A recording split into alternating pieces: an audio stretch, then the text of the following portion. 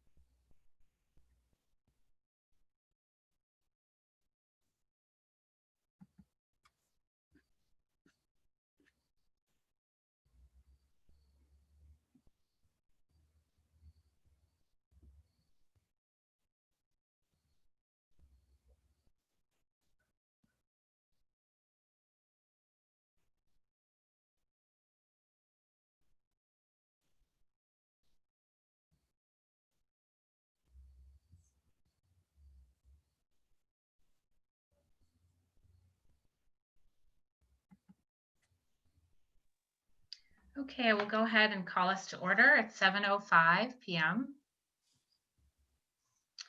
Does anyone have any commendations? John, I think you do.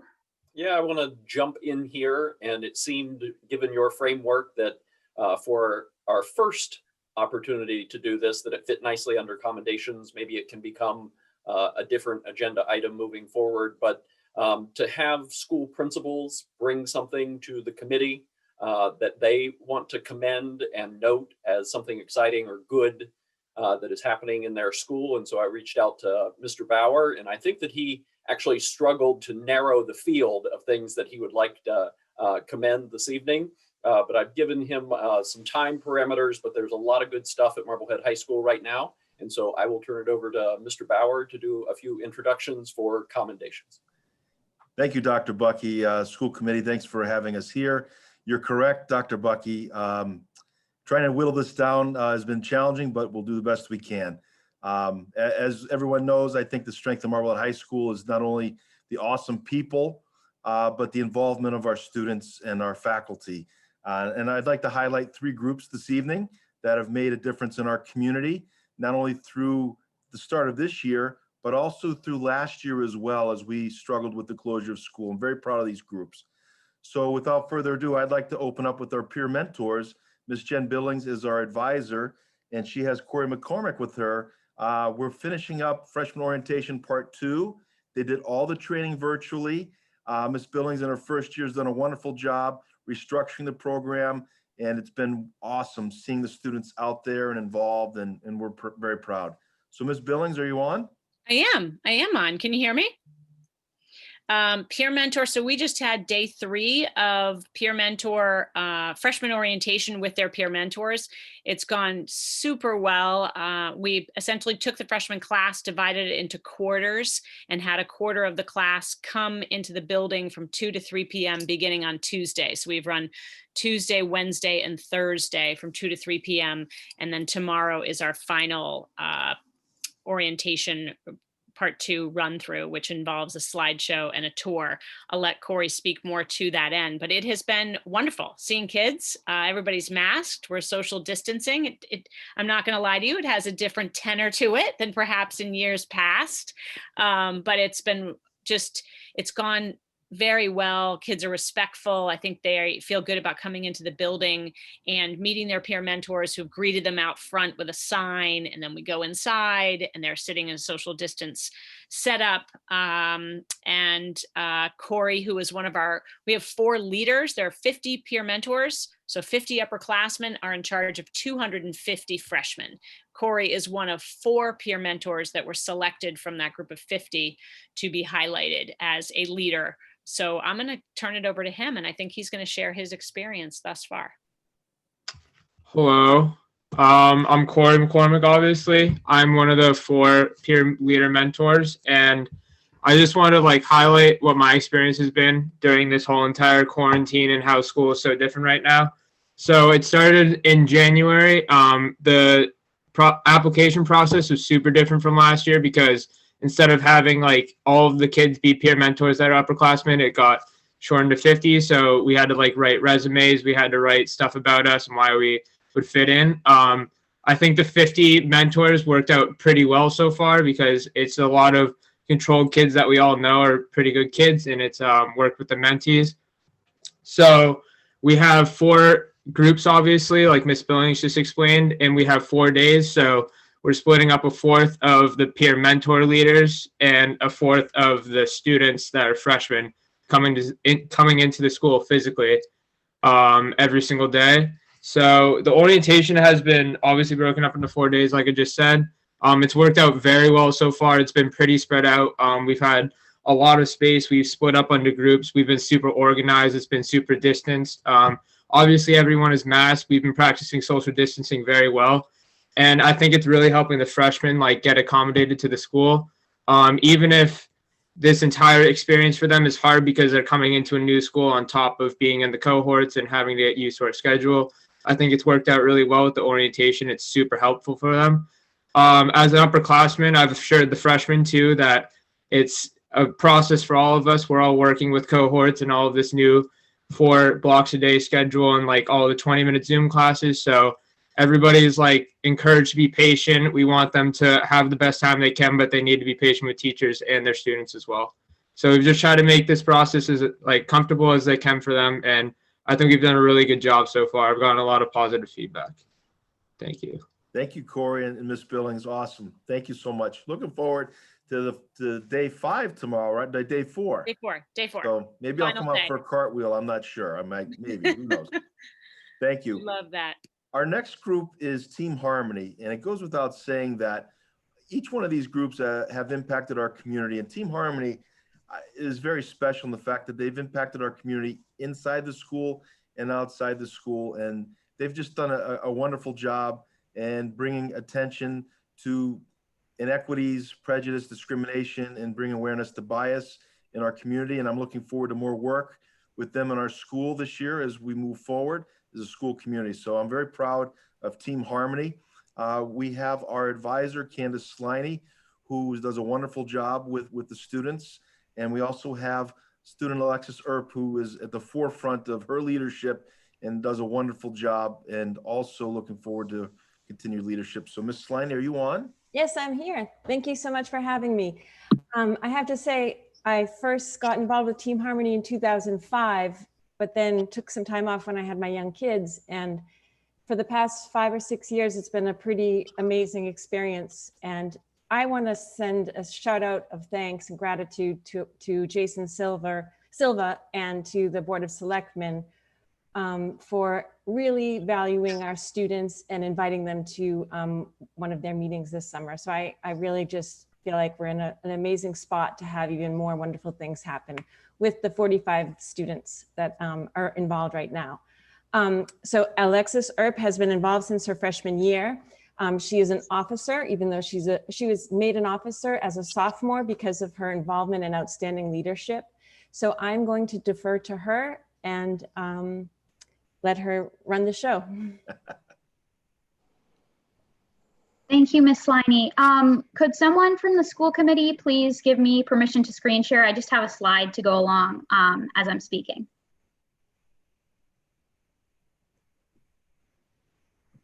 All right, you're officially a co-host now because that's the only way I know how to do that. So Yeah, Perfect. go. all right. I think it should be working. Can everybody see? Yes. Okay. So thank you so much for inviting me to speak on behalf of Team Harmony. Team Harmony is one of the many clubs at the high school, and we really focus on teaching students about their own personal biases and biases that they might see in the school community. And every year in the spring, we go into the freshman health classes and give a presentation on topics like I just mentioned. But obviously that had to look different last spring because of being remote for school. But we were still able to have a really successful presentation online, and we still had many of the same important and meaningful conversations that we would have had in school. We watched a video of a speech that John Boyega gave at a Black Lives Matter protest in London. And we also watched some short clips from MTV's Look Different campaign, which talk about microaggressions. And on the slide, I have one of the slides that we used for the freshman presentation to kind of talk about microaggressions to help students learn about them. We were also invited to join a meeting with the Board of Selectmen, along with some other groups in town who have a similar mission to ours. And we got a chance to talk about what we think needs to change in the school and the broader community. And we were also involved more recently with the Board of Selectmen in helping to apply for a grant to help us with racial justice work in Marblehead. At the end of June, we hosted a discussion panel for the film Just Mercy, which is based off of the true story of the Equal Justice Initiative. And there were high school students, Marblehead Public School faculty members, and just other community members who were able to make it. And we had a really great discussion about how some of the events in the film are similar to events that have happened in Marblehead and Massachusetts. Over the summer, the Marblehead Racial Justice Team, who we work closely with, hosted a vigil for George Floyd, and we had many members and officers attend that event.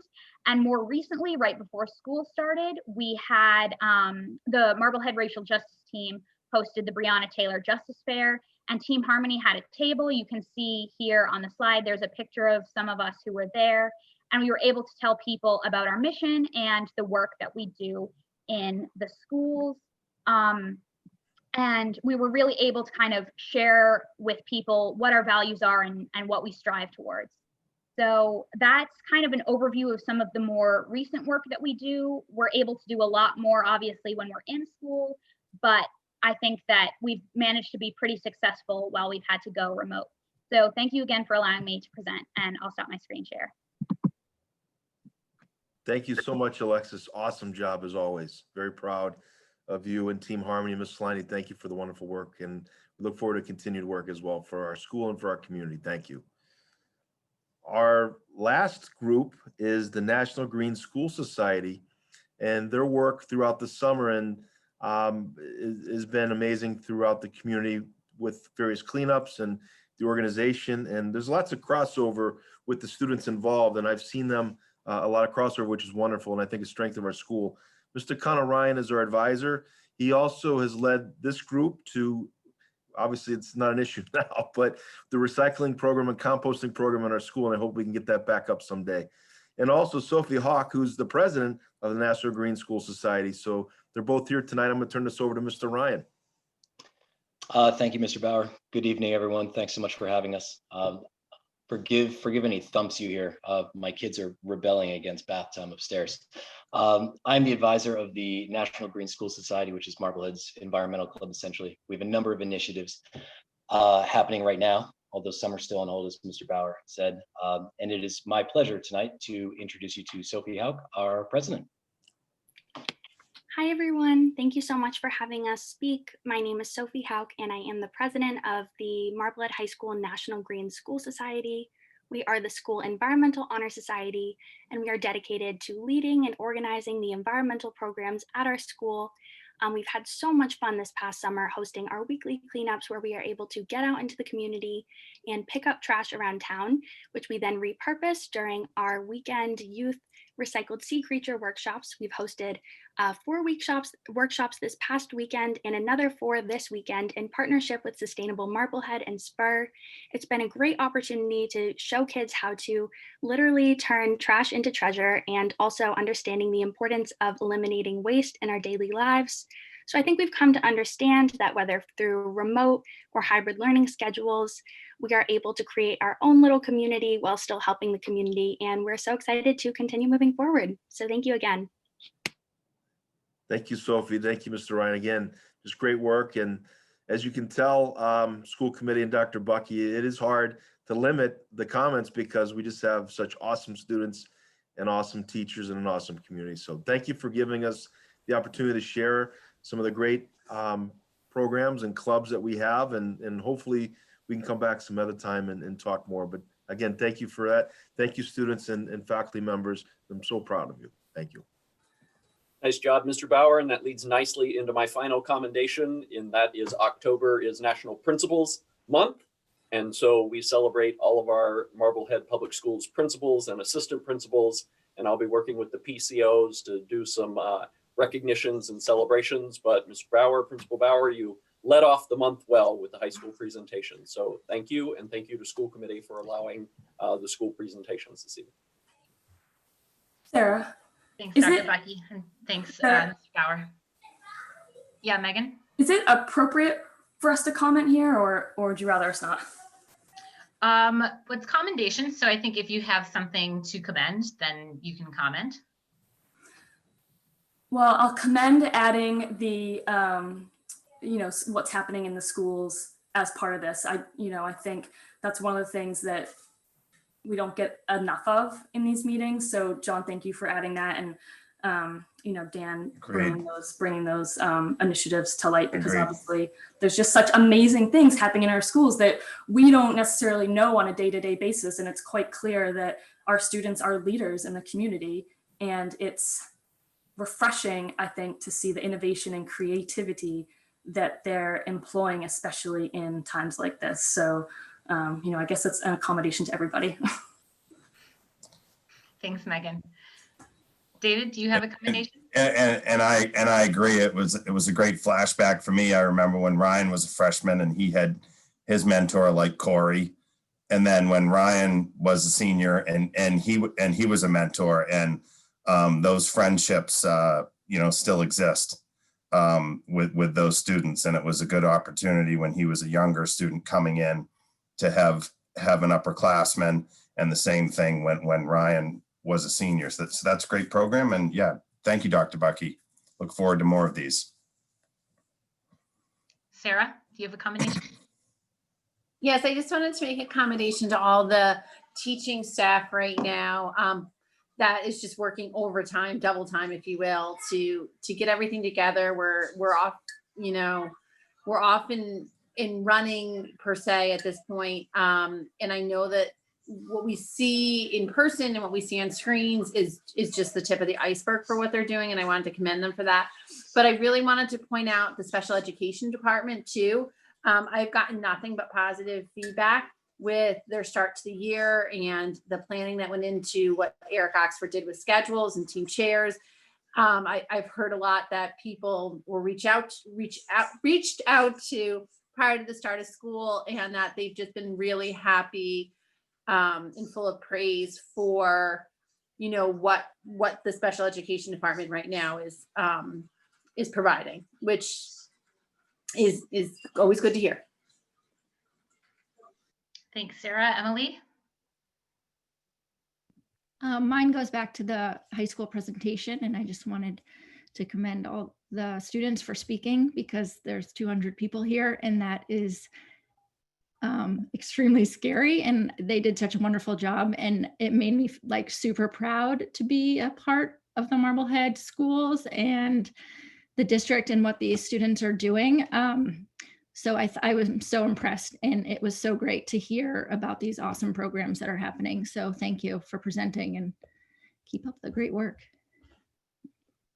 Absolutely. All right. That will take us on to our student representative, Dan Howells. I know he's somewhere. Go ahead and unmute yourself, Dan. There we go. Thanks. All right. I believe we mentioned this at the end of my bit last week, but I think students have definitely become accustomed to the current schedule. That being said, however, we start hybrid next week, which will be a new adventure for all of us. So students have received a number of emails with details about how the schedule will work, but also I wanted to mention that in the past couple days, many teachers have answered clarifying questions about how the schedule will work in class. And they've also talked about how about their classroom cleaning regiments, and also how they will plan to have some classes outdoors. So this has been really reassuring, because it can be a little bit nerve-wracking coming into the school at this time, but with that information, I feel a lot better about it. So I also mentioned the freshman orientation, which has taken place the past few days. I can second that it went very well. And I'd also finally like to give a big shout out to the guidance department for a lot of their work this year. So between getting schedules ready for everyone, and then having constant shifts and amendments to various student schedules, they've put a lot of work in. There have also been a number of meetings for seniors and senior parents about the college application process, setting up the Common App, financial aid, and things like that. And also, I forgot to mention last meeting that when we picked up our textbooks at the high school, they each had a handwritten note from a guidance counselor in them. So that really meant a lot, and they put a lot of work in. And I really appreciate that on behalf of the students. That's great, Dan. Thanks so much. And especially thanks for that little commendation at the end to the guidance department. That's amazing. So, all right, we will look forward to hearing how the first couple weeks of in-person hybrid go at our next meeting. Yes, I'm looking forward to it. Us too. Thanks, Dan. Thank you. All right, that leads us to public comment.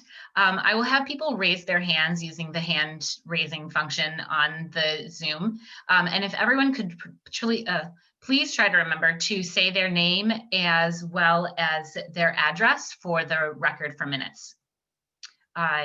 Jess Benedetto, you're first.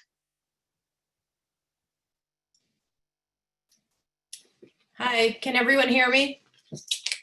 My name is Jessica Benedetto, 8 Bradley Road. I would like to ask the school committee to give comment regarding, I would like to ask you to update our bus transportation policy to include all children in grades K through 6 that live over 1 mile from school, if their walk to school includes a road that doesn't have sidewalks. We should expand our policy to allow students in grades 7 through 12 to apply for busing paid for by a parental stipend. Based on my experience and research, the bus transportation policy is in fact under the purview of the school committee. In August, I emailed all members, including Dr. Bucky, requesting bus transportation due to safety concerns I have over the lack of sidewalks in our designated walking route. Dr. Bucky found my reasoning, quote, compelling in a follow-up email, but when met with a lack of funding, I was told that the school system, quote, cannot accommodate my request. In our town, only the bare minimum busing is done. This means only transporting elementary school children who live 2 miles or more from school. DESE guidelines state that all children pedestrians shall have, quote, a commonly traveled route with a sidewalk accessible to pedestrian traffic. I submitted an appeal to DESE, which was denied. The school finance and district support person stated that, quote, the bottom line is, in our view, this is a local matter that needs to be addressed locally, end quote. I have emailed with our local police chief regarding my concerns for safety of my children walking along Beacon Street. He agreed this is a challenging stretch of road for pedestrians for many reasons. All parties involved thus far have recognized the problem and stated it is up to the school committee to vote on revising its bus transportation policy and to ask for additional funding for busing. In the Lynn Public Schools, the school committee's transportation policy states that, quote, the students will not be required to walk down primary streets that do not provide adequate sidewalks, end quote. I urge you as the school committee to update our transportation policy to provide busing in cases where safe walking is not possible. In 2020, families with 2 working parents have become the norm. There is increased community support for busing as an option to help working parents whose jobs do not allow them to drive their children to school at 8 a.m. with a 12 p.m. pickup. Many other surrounding towns, including Lynn, Salem, Beverly, and Rockport, offer busing expanded beyond the state mandated minimum, albeit with a fee, and including all students without access to adequate sidewalks. I urge you to ask the town for more money for busing at the upcoming town meeting in October in order to bring us up to the standards of other nearby towns. Expanding busing will also help with traffic around the schools that occurs during pickup and drop-off times. This congestion worsens with rain and snow. The school traffic also prevents other citizens from being able to commute easily to work or run errands. Thus, busing will help others in town besides parents. Please remember, every child deserves a safe route to get to public school, regardless of the neighborhood where he resides. This is explicitly stated on the DESE website. Let's not wait for a tragic accident involving a child pedestrian to bring home this point. Let's take preventative action now. Thank you. Thank you, Jessica. Next up is Colleen MN. Please state your full name for the record as well, Colleen. Hi, can you hear me? We can. Okay, my name is Colleen Nile and I'm at 3 Bowdoin Street. I would like to agree with Dan Howells first that all of the communications coming out of the high school from Bauer, from Lindsay Page, from Susan Shatford helping with Edgenuity, excellent, top-notch communication. You never wait, you never are left hanging, even late hours in the evening. Lindsay Page has been invaluable to us with 2 kids taking Edgenuity classes. So I appreciate Dan Howells bringing that up. So otherwise, I'll be very brief. We also have some really excellent experience in this house. My 6th grader is a full remote student, and she has a day that mimics her typical school day. It's been an enormous success. Her teacher is doing a great job. They go through the day like they normally would, and they return after lunch, and she's reading more. She's enjoying school more than she ever has. So kudos to the 6th grade program at the Village. However, I also have 2 high schoolers. The plan that we have in that area is not necessarily the same plan that we voted on here and has been approved by DESE. So the high schoolers have 3.3 hours of structured learning about 2 to 3 times a week. So they run on a 1-2-1-2-1 schedule during the week. Right now, that day ends at 11:50. So I have 2 students ending their school day at 11:50. 2 days a week, one of my high schoolers has only 50 minutes of school. We are hundreds of hours short of meeting the 800 hours that's mandated by DESE this year. And as such, the high school aspect of the plan, at least on the remote, from what I can tell, is failing. Why doesn't the program we have match the program that was approved by the school committee and by DESE? Why also are we being told not only does the plan not match, but now we will further reduce the plan to match the hybrid. So instead of my remote students going day 1, day 2, day 1, day 2, day 1, they'll go day 1, day 2, every other Wednesday, day 1, day 2. So this will even further reduce our already small structured school day. I don't remember approving that particular part of the plan during committee meeting or the one we sent to DESE.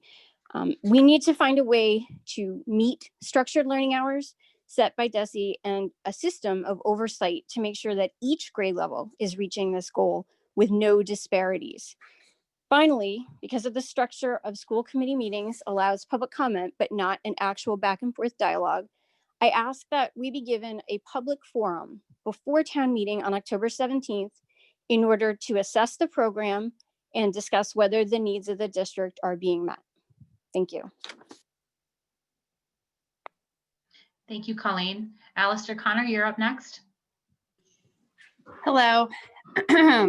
As many of you have seen on Marblehead Public Schools, where Alistair, I posted, can you state your address? Yep. Alistair Connor, 9 Cloutmans Lane, Marblehead. Thank you. Sorry.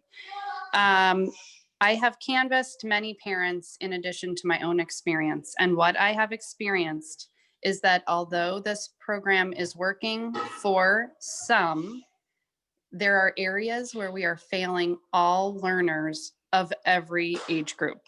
I also heavily push towards a public forum, as I even feel that not only have we not had surveys asking for parent input regarding our remote learning that younger learners had already and the remote learning that older kids are having now while we're in hybrid, but also, excuse me, we have dishes going on in the background.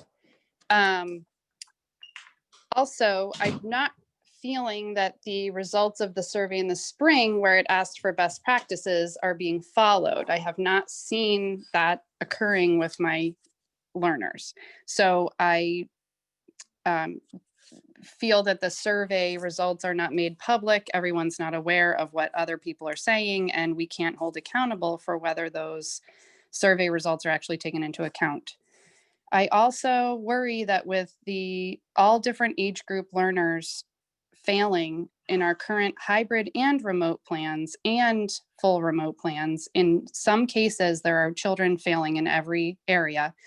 And often that is not the top learners and not the children in special education who seem to be having a great experience from what I've heard. It's the middle, the big middle. So next year or later this year, there are going to be so many requests for assessments regarding whether or not these children qualify for services now. And I wonder, and I have asked this question, what happens when our children are not at grade level? What happens when a large group of that big middle gen ed becomes special education? I also have questioned multiple times, and there is no setup for feedback and input from parents, accountability for what is being taught on the home remote days of the hybrid plan, assessment of what the children are learning on those home days, consistency across tutors, improvement, a mechanism by which improvement can occur. These do not exist, which will even affect you with high schoolers who have yet to see that the hybrid will let you down. There is no mechanism by which to improve these problems. Without that mechanism, we cannot be successful. And we haven't even solicited feedback for the remote that has already happened in order to improve that. We have learning time that is not equivalent to the DESE standards. My daughter in grade 1 has 2.45 hours per week. Or am I saying day? 2.45 hours per week, I guess. And then 3.75 is the superintendent, daily. Okay, 2.45 hours daily. The superintendent indicated they should have 3.75 hours daily, which includes individual private instruction where you fill out a worksheet or you watch a video or you do an activity. And DESE asks for 4.7 hours per day. We cannot wait for MCAS tests in the spring and wait for further funding from the state. This seems to be the current plan. Our other districts are doing better. They are having their high schoolers in school until 2:30. They are Zooming into the classes when they're on the remote portion. We can't wait. We also, I wonder what the space is that we do have available per student. Is it 2 feet? Is it 3 feet? Is it 4 feet? Is it 5 feet? What actually do we have available? When is the benchmark of feet where we could send our children back? It's never been answered. And as far as accountability, I was told in the listening tour for Coffin, Nan stated that the young learners would have a curriculum that they could independently navigate. She has also admitted to me that Seesaw is not at grade level, which I am watching from home and have videos of myself. This is not what we were sold for our hybrid plan. And the home days are inadequate, and I want a mechanism by which we have assessment, input, and accountability, as well as some sort of way that things improve. And I would like a public forum where all the parents can state what is working for them and what is not working for them, so that we can all hear what is going on, and then there can be some sort of solution. Or I feel that our kids will be under grade level. We will have a huge special education population next year, and I can't sustain the level of involvement that is happening right now at home on hybrid days. Dara, I need you to wrap it up. Sorry, thank you. Thank you.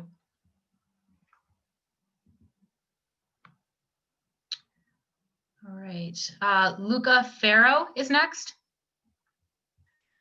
Hello, my name is Luca Ferro. I'm a sophomore doing a full remote plan at MHS currently. Luca, can you state your address for us, please? Yes, I am 18 Clifton Heights Lane. Thank you.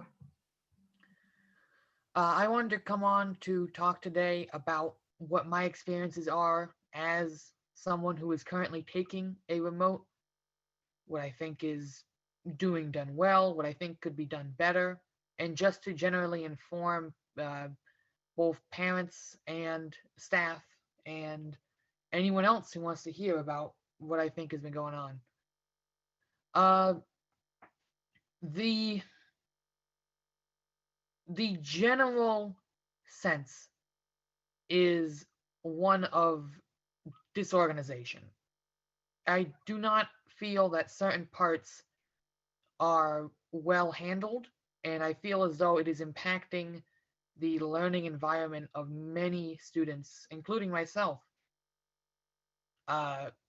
We were told when I decided to go on a remote setting, we were told that we were going to have a complete teacher roster for every one of my classes that I'd be able to talk with, and I would Zoom call with, and have a full class with.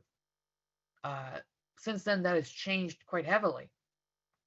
I'm now doing programs on VHS and Edgenuity, which, while serviceable, are really not, they are subpar, to say the least.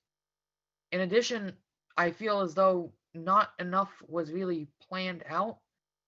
For example, many of the VHS things, for example, I'm taking AP Euro on VHS, and when I had to do certain AP tasks, for example, an SAQ, which stands for a short answer question I later learned, I had points deducted off of me because I simply did not know what an SAQ was, or how to answer it, or how to respond to it.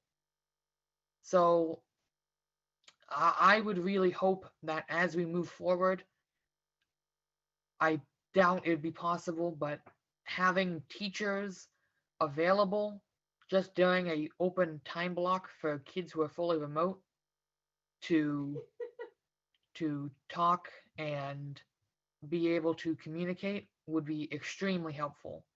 Because as I've talked with many of my peers, and of course my own observations, it's very difficult to learn how to do certain things when you're just looking at a computer screen all day.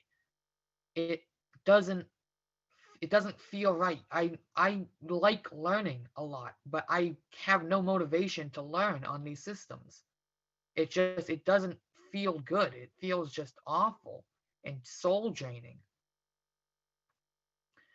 In addition, we received basically no preparation for any of these programs. For example, there was a summer project that is currently due Tuesday for my VHS AP Euro that I have no way of completing because it was meant to be done over the summer.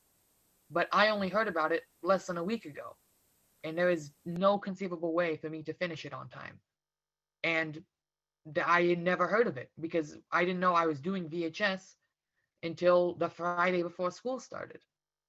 So these are all issues I think really need to be resolved for kids to learn effectively and to make it through this trying time, or else I fear that both me and myself, as I've already witnessed, and other students will begin to suffer both mentally and academically.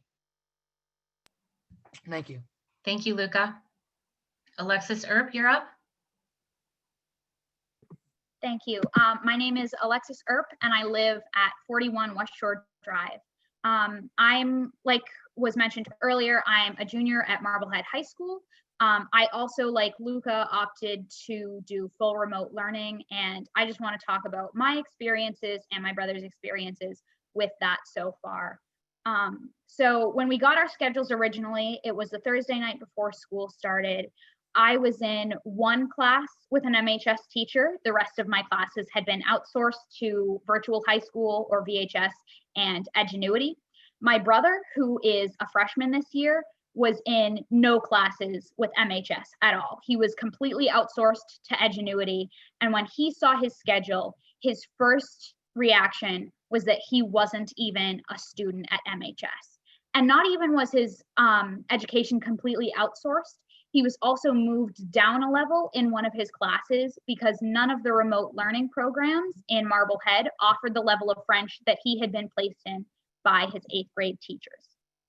So the plan that was put forth by the school committee and Dr. Bucky said that the remote learning plans and the hybrid learning plan would be equitable, but that is clearly not the case if students are being moved down levels because their classes aren't being offered. And like Luca mentioned, the programs that our educations are being outsourced to are not up to par with the MHS curriculum. I started what was called MHS Honors Physics on Edgenuity, and it was very easy. And one of the questions that I had was a matching question. And one of the items that I had to match was, what tool would you use to measure the length of a book? And I had to match that to a ruler. And to me, that's not an honors level question. That's not a high school level question. And it's not a physics question. And one thing just to mention about the physics curriculum, they talked about chemistry multiple times in the beginning of the course, and physics wasn't mentioned once, not even in a casual way, like, welcome to physics. The solution that we were given to dealing with the Edgenuity courses was to drop down levels in almost all of our classes. And we tried that for about a week or so, and we found that those classes were easy for us. And so that also wasn't really a good solution. So starting on Monday, we're moving back into the Edgenuity, and Edgenuity and virtual high school are asynchronous. So my brother, who, like I mentioned earlier, is a freshman, is going to be all asynchronous starting Monday. I'll have, I think, one class with the high school. And another thing that I wanted to mention, at one of the school committee meetings over the summer, a lot of people were talking about the social and emotional health and well-being of our students. And I just think it's important to mention that programs like Edgenuity and VHS are not up to par. My family is very stressed about these courses because obviously if you're asking a student who's supposed to be in honors high school physics what you would use to measure the length of a book, and it's a matching question, so the answer is basically given to you, that's clearly not up to par. I'm very worried about the transition to hybrid learning because we're switching just because we really have no other option if we want to get a good education.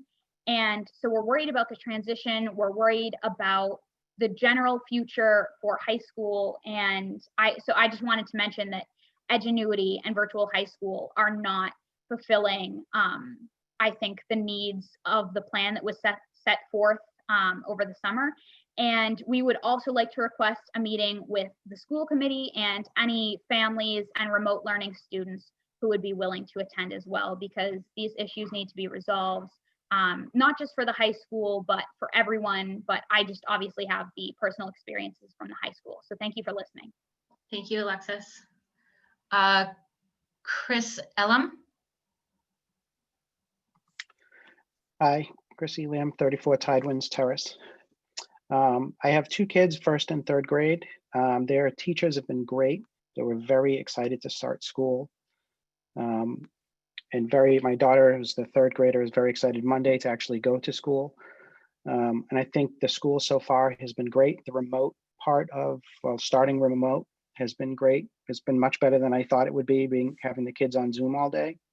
But the problem started last week with my first grader when he started the hybrid model. The days when they are not in school are very ineffective days. The asynchronous learning is very ineffective. And this is not, the teachers are great. I think it's a problem with how it's set up. There's too much time off. There's too much downtime. The lessons are they're very easy for them. And I can't even, I can't even say, well, like do more or do extra, because they only get a few packets, for the week. We had an issue this week with an aide that was out sick, who was supposed to be doing a 30-minute math Zoom, and she was out for the week. But there's nobody to fill in. So in addition to the very short time in front of teachers, now that's taken away for the week, and there's no plan, as far as I can tell so far, of how to address that. And I was told that the aides are all part-time, so it seems like a pretty simple fix to have them work more hours so that they're available for this sort of thing. And if they're also part-time, I don't know why they can't be doing more Zooms, at least on the days that children aren't in school. And I think come Monday, you're going to see a lot more of a pushback from the other grades, because Monday is the big day. I know that everybody's done a lot of work to get to this point, and I know that everybody worked probably more this past summer than they have in the past 10 summers combined, and I appreciate that, really do. But I just don't want, it's kind of like running a marathon. So anybody that's run a marathon, you train for 4 or 5 months before the marathon. Monday is the day you line up to start running the marathon. So you have, we've gotten to the starting line, which is Monday, but we haven't finished. There's a lot to do. And plans come apart when you run a marathon too. At mile 15, you might think differently than you thought you were going to feel. I think there's a lot of stuff that needs to be fixed, and I think it's still early enough that we can fix it, but I don't see that there's any feedback happening in these 2 weeks of hybrid that started with K through 2. I don't see that any changes going forward for 3 and up starting next week. I think we definitely need a public feedback forum. It's great to come in here and vent a little bit, but we need to be able to have a two-way conversation. And we need to have some sort of feedback loop, and we need some sort of improvement, a way to improve. And I also think, I believe somebody else asked about the distance. It was 3 feet according to the document that was submitted. I think the goal needs to be all the kids back in school. And I think Dr. Bucky said this in at least one of the forums that I was on over the summer. The goal is to get all the kids back in full time. So how do you do that? And I don't have an answer, but I think we need to try to start figuring it out. And I know like all of the private schools around us are back. So whether we start with partitions and you start with kindergarten and work your way up, or move to the library, or we have the cafeteria McGlover is mostly unused, put classes in there. There seems to be a lot to do. We have a lot of space. There's an empty school on Atlantic Ave that we could take over for the year, I'm sure. So I think there's a lot that we can do, and I think we need to start doing a little bit better. Thank you, Chris. Kathy Kindle. Hi, this is Cassie Kindle, 163 Jersey Street. On our school district has a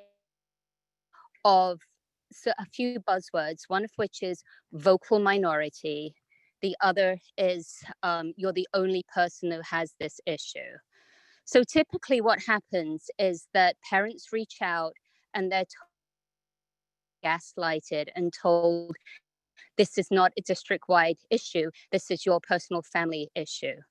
It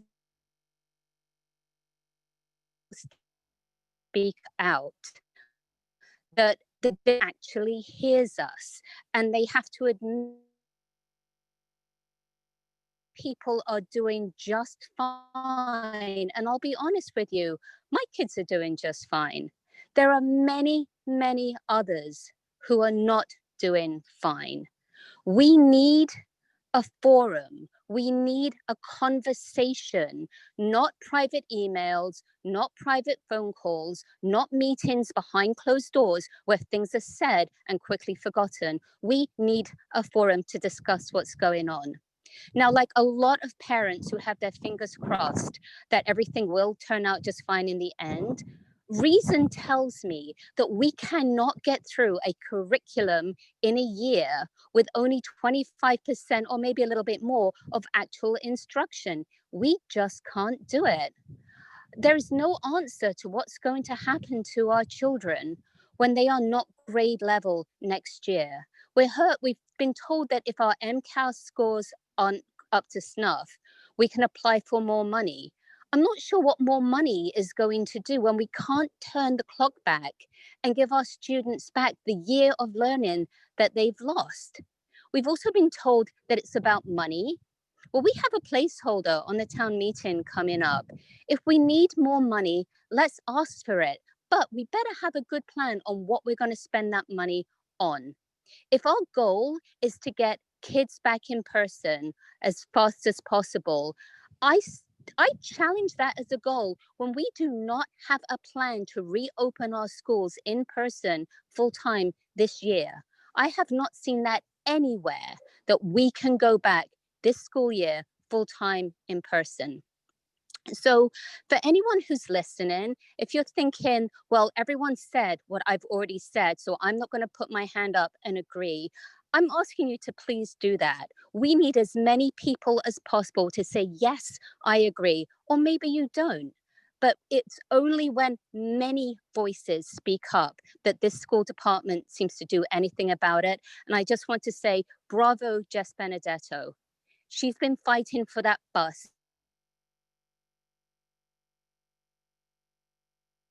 years. It's time to keep the kids safe, and it's time to give them an education. Thank you. Thank you, Kazi. Elsia, can you state your last name as well, please?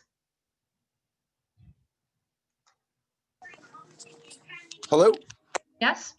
All right. Can Excuse you me. state your full name and your address, please?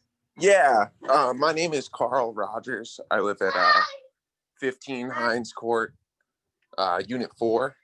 And I just wanted to briefly touch on a few things. So schools officially closed in the state of Massachusetts April 7th. That was 5 months before school started. And it seems like in those first few months, there was never anything done to prepare to get our kids back in school full time. Teachers, they're doing an amazing job. They have a lot of stress on them, and I can't thank them enough. Their jobs are not easy. And I mean, I could never do it. My main point here is the fact that in one of the listening sessions in August, there was talk about help with childcare. Now, I'm a single parent, and I have to come up with childcare. And childcare is not cheap. I don't know if you guys know that. And it's hard to be able to pay for childcare, pay for all your bills, give your kids everything they want, and then be asked to buy extra school supplies for home, art supplies for home, and for school. It's kind of ridiculous. And now everybody is asking, or the school is asking for more money at the town meeting. Why do you need more money? Your budget was unbalanced last year because there was some fraudulent stuff. That's why we have a new superintendent. Well, that's not my fault. Our children need to be able to attend school. Right now, I have a fourth grader and a second grader, and I really don't know how much they're learning. I go to work every day. I have to hire a sitter to watch them and basically to teach them. And it just seems like they really aren't learning. Sometimes they're done at noon, sometimes they're done at 1:30, sometimes they're done at 10 o'clock on the half days on Wednesdays. And it's not doing them any good. I grew up in Marblehead my entire life. That is not the education I got. So I feel like we're doing a very big disservice to our children the way the school district is running right now. So I did email Superintendent Bucky about the whole childcare thing, and he said, well, email the why, but basically you're on your own. Oh, thanks. And I'm sure I'm not the only one. I'm sure there's a lot of parents out there who are struggling, especially with the schools closed. I would just like everybody to realize that there are people struggling to make their kids learn and to have their kids learn and to let these kids have a proper education like I did. I moved back to Marblehead from California because I knew that Marblehead had a great school system. And I knew that Marblehead was one of the top-notch schools. Well, it doesn't seem that way anymore. And it's really upsetting to me. And I'm sure it's very upsetting to a lot of families who grew up here and they went to school, their kids went to school, their grandparents went to school here. So, I mean, any help would be great, but apparently there's not enough money to help. I'll have to ask you to wrap it up. Okay. Well, I would just like to thank, once again, all the teachers for doing an amazing job.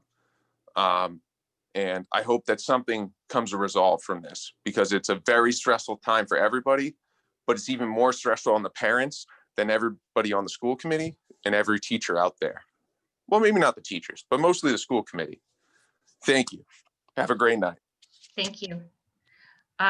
I will continue on, but we are approaching 8 o'clock and we haven't moved to the business portion of our meeting. So I'm going to ask those who are participating in public comment to please keep their comments on the brief side.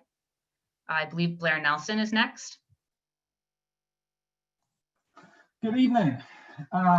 This is quite the parade of stories that we're hearing this evening, and these are heartbreaking statements from parents and students.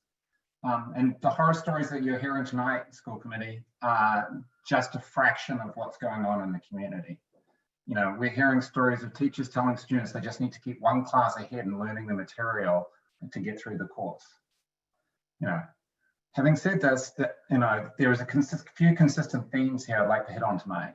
The first of our teachers are being awesome and that we appreciate their efforts.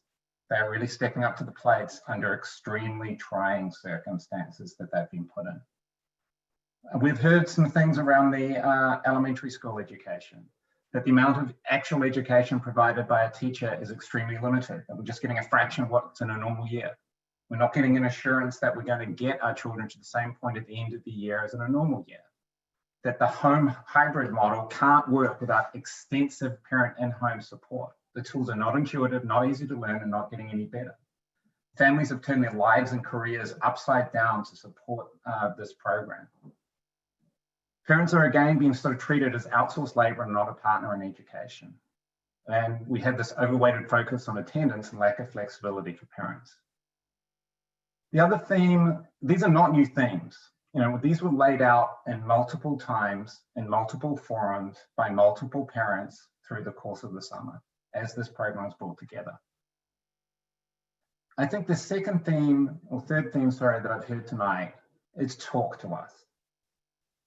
you know, accountability, feedback, listening to parents. School committee, please listen. Please take these questions that are being posed and ask them of the administration. This is our medium to provide feedback to try and change the trajectory of this year. And finally, to Alexis and the other students that spoke this evening, I admire your bravery in coming along to provide your perspectives tonight. Thanks, everyone. Thank you, Claire. Dawn Johns, if you can just remember to state your address as well. Oh, hi, 9 West Cottage in Marblehead. I don't know if this was asked already or if it was brought up because I got to the meeting late. I was just wondering if I know like St. John's Prep, for instance, and I know it's a private school and they have a lot more funds available to them, but I was just wondering if we looked into these, what they're called OWL cameras for the classrooms, so that when a cohort is in the classroom, cohort B would be at home, synchronized learning. Has that been brought up? Can we raise some funds, go to the parents to get this? Because I think that could solve a lot of these issues. And that's all I wanted to know. Thank you, John. Erin Noonan.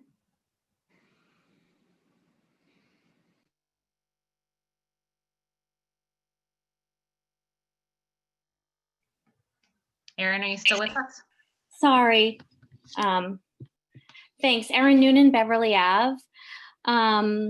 I just, all of you all are aware of the concerns that I've raised that are shared by parents and students tonight. And I want to give you credit, and I appreciate, and I really do thank you there's not somebody in the school committee who I didn't have the time to reach out that didn't take time to talk to me and listen and I did feel heard, including, our assistant superintendent who spoke with me at length on Monday. And I really appreciate that. I don't want to repeat myself here, tonight, except, to say that I don't know what the solution and improvements will be, but I do think that the only place to start from is really a public forum and exchange between parents, students, and administrators outside of a school committee meeting. Someone aptly referred to this current plan as like the absolute futon solution, neither a couch nor a bed, miserable experience either way. As I expressed to, our assistant superintendent, Nan Murphy, it's hard for me to comprehend how this format will be sustainable in any sense and is not just serving the purpose of creating widespread burnout among our greatest assets, our teachers, who are working insane hours with impossible expectations. They are doing a phenomenal job.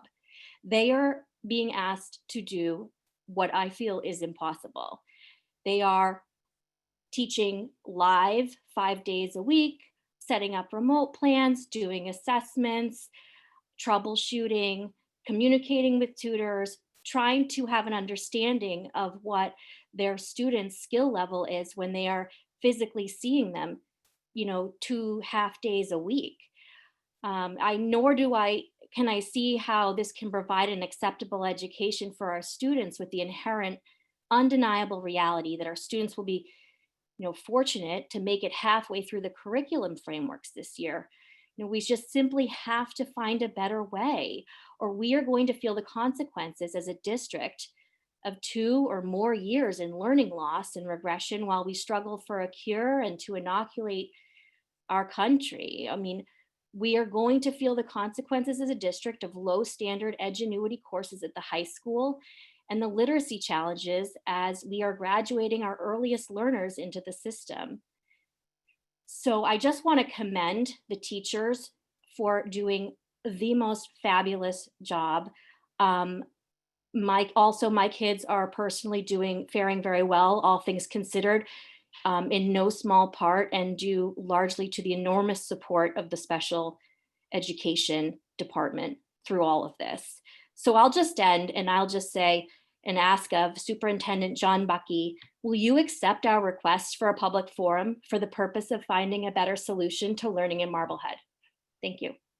Thank you, Erin. Kelly Salowitz. Hi, I'd like to start by just saying that we Can you just give us your address, please? Oh, sorry, Kelly Salowitz, 23 Devereaux Street. I just want to start by, a quick appreciation for the teachers like everyone else has done. They are working so hard and we see it. We are grateful. I have 3 students in the hybrid program, 8th grade, 12th grade, and 2nd grade, and I'm seeing a lot of what's working and what is not working.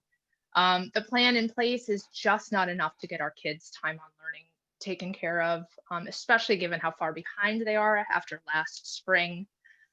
We're at 13 days into school and my son is on lesson 1.2 in math. They start with 1.1.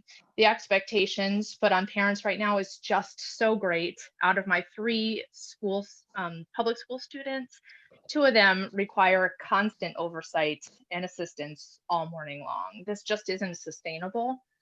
I don't understand why we didn't try and make more synchronous learning part of this plan. Kids who are at home should be zooming into classrooms where their teachers are teaching the kids with live instruction. The plan in place now has these teachers teaching everything twice, once for each cohort and getting only through half of the material. If we just had cameras in the classrooms, this certainly would work with the older kids, especially kids, they would be getting through twice as much material this year. Other districts are doing this. We should be doing this too. Lastly, I just would like to say that I know a lot of people are praising the special education program. I was especially disappointed with ours. I went to every Eric Oxford listening session this summer. I was awaiting the phone call we were supposed to get where parent input was supposed to happen. My phone call never came. I got an email with my COVID-19 learning model family communication document and found that my son was getting no extra time. So, and I don't know why. I never had the chance to give any input until after I asked her. I beg you guys just to hear us. Let's take what's going right and take what isn't going right and learn how to pivot and work together. We could definitely do better than this. Thank you. Thank you, Kelly. All right, that will move us along to the next part of our agenda tonight, which are the minutes. We have minutes for June 18th, July 28th, and August 14th on the docket for this evening. Can I get a motion to accept the minutes for June 18th, July 28th, and August 14th, 2020? So moved. Megan moved. Sorry, David. David second. All right, are there any additions or statements on those, Sarah? I had a few, on the last 2 dates, July 28th and August 14th, I had a few things that were missing that I wanted put in there. I can meet up with Lisa offline about that. I had my notes. I can't, one of my kids must have moved them. So if you're okay voting them and then me just touching base with Lisa, that's fine. Otherwise I can abstain for now, whatever you want. Okay. So I guess the vote will be contingent. If we're voting yes, and we're voting that Sarah is able to work offline with Lisa to add those things. Any other comments? All right. I will take a roll call vote. Sarah Gold, yes. Emily Barron? Yes. Megan Taylor? Yes. Harris? Yes. Sarah Fox? Yes. All right. So Sarah will work with Lisa offline on that. Sarah, can I just ask a question? I feel like we're still missing a chunk of minutes. And I know we're kind of overdue on getting these posted. We've had a number of community members ask us, and push us, really rightly so, to get all these minutes posted. So I'm just curious where, there's like 6/8, 6/10, 6/18, like basically June and July. Where are those? Some of those are ones I'm supposed to do. I had tried to do, I tried to do them off of YouTube. And when I tried to do it, there was a mix up in the labeling system. So like when I went to go type them, like, for instance, the meeting that was labeled for the date that should have been the budget hearing wasn't the budget hearing, but there's no way to correlate what it was. So I reached out to Sarah to ask her if she could send me the actual Zoom files, which would have an embedded date in them. And I got a reply 2 days ago that she was that I think everything's fixed on. Yes, everything is fixed. Yep. So I can do that. It's just in my last 2 days were school days, and as you all know, as you know, I'm got the kids home remote, so it just is not going to be possible till the weekend when I can log back on. But I'll be able to get to those. I did have I've been trying to take minutes live the last meeting and then tonight, just to note. So the theory is that will give Lisa a break to catch up on what she needs to catch up as well. And then when she's caught up, we won't also have the lag of these meetings. Then we can just start fresh, and I'll hand back over the regular twice monthly meetings to her. But this will at least hopefully give her a leg up on that. I had posted the ones for today earlier today, but I don't think it got on the agenda. Right, So it didn't get on the agenda. So I know that other towns, and I think even other boards here, and I know legally we can post them at just written draft on the top, but for people to get last week's and this week's quicker, we can put those up as draft form and then just remove the draft note on it when they're voted. I guess if we can just get a schedule that says these are the ones, like just commit to the schedule and then just work through it, because I feel like we had one and we've already fallen off track. So if we can just, and Lisa's on tap to do our regularly scheduled meetings, our 2 meetings a month, and she's on these meetings. So I don't want to waste her time. So like, I think if we just keep her doing what we've asked her to do, and then just really figure out how we get the other ones up to. Yeah, up to I think snuff. now that they're sorted out and I have that answer, that can be done, but I didn't get that answer until 2 days ago. I asked the question a couple weeks ago. Yeah, they've been sorted out for a little while now. And everything that is, like, I think from August moving forward has all been live streamed, and then is on that YouTube site as well. So I don't think we really need to, because it is such a hassle to get things posted on the school district website. It'll be a lot easier once we go live and have that whole piece with the new school committee website. But I don't think we need to post the drafts, just because we do publicly have all of the actual meetings where everybody can go back and listen to the entire thing up on the YouTube channel. Yeah, I agree. And thanks for the plug on the website. I know Megan will give us an update later. All right, John, that brings us to the superintendent reports. So we've got a few things up, and first is Fall 1 sports update from Greg. Greg, you can go ahead and unmute yourself. Welcome. Great, thanks. All right, good evening, everyone, and thanks for allowing me to update the community on athletics here. We're just over a week into our season, and I feel like things are going pretty smoothly. We have a check-in process that is staggered for every program at every level. For all of our practices and games, or not games yet, every student athlete checks in with either our athletic trainer or myself every day. They run through a symptom check and get their temperature taken. All this is recorded for any potential contact tracing, and at the same time allows us to make sure each student athlete is feeling well before participating. There are a few small bumps to work out during the first day of check-ins, but we adjusted some of the timings and procedures, and it's all been pretty smooth since. Just yesterday, we split off some of the JV and freshman teams to different locations around town, and again, tweaked some of our check-in times, and we're able to manage all of that as well. We start playing games next week against other NEC schools, and are looking forward to seeing our student athletes compete in a game situation. A huge shout out needs to go out to our coaching staff, who have been extremely helpful and patient with the changes put in place this fall. They've been an incredibly valuable part of getting this up and running, and I'm very appreciative of them. All in all, I'd say it's been a pretty positive experience for our student athletes and coaches, and I'm glad they're getting the chance to play this fall. Thanks again for letting me speak tonight, and I can take any questions you guys may have. Thanks, Greg. That's great to hear that everything is moving along. And I know that there's a lot of athletes who are really happy that we've moved forward with that. I appreciate all the work you've done and are continuing to do. David? Greg, thanks for the update. Could you just give a summary of the teams that are playing sports this fall? just for people that are online and everybody else?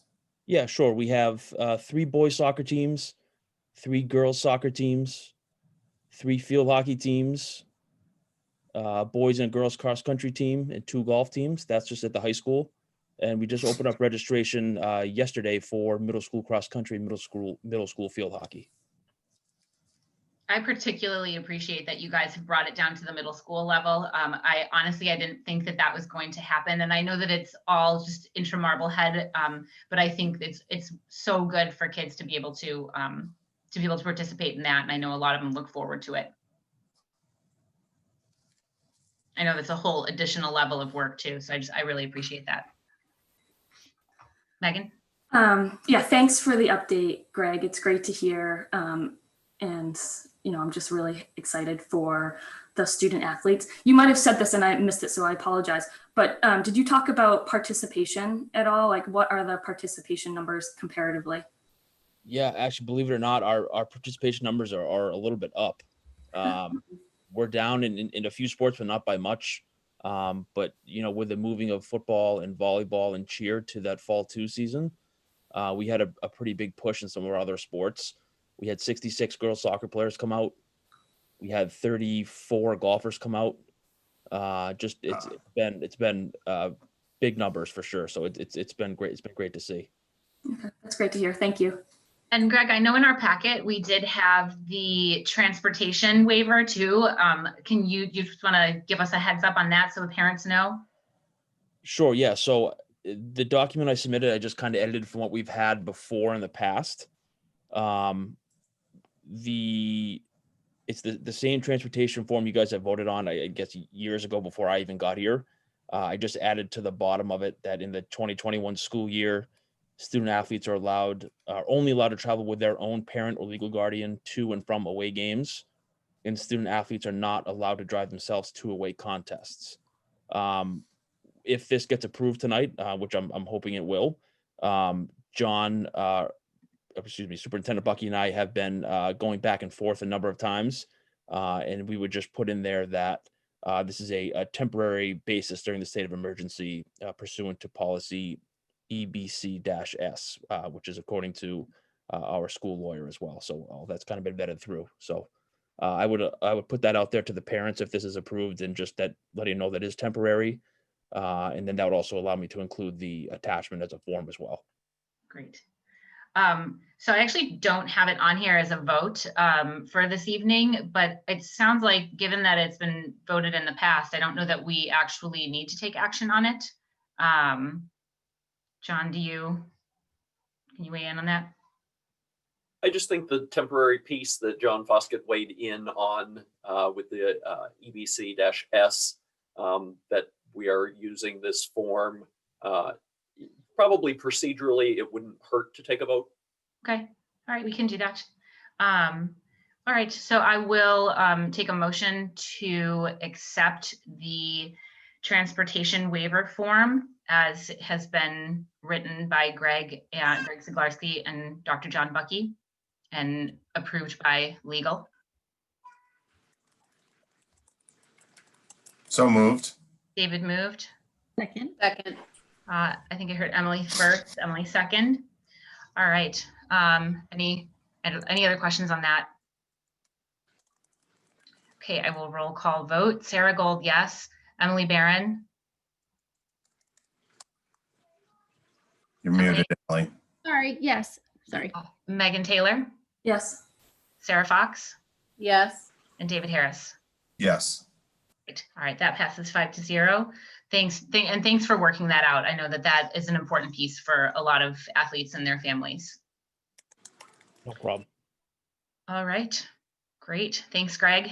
And I will just put another plug in on the mask policy as well, because I think that a lot of our success hinges on that, and that masks are mandatory when anyone is on school grounds. So even when outdoors and outdoor practices, whether it's for a park and rec or for the schools, masks are mandatory. So, all right, thank you, Greg. John, Thanks, that Ben. brings us to your hybrid model transition update. Great, thank you. And thank you for the families that weighed in this evening. We continue to take feedback and look and assess. And so hearing the comments and the questions and the concerns, hopefully I'm able to address them in this hybrid update. I'm going to share my screen. Just a little graphic to begin with, just to remind us that we are not in this alone, but we need to be in this together.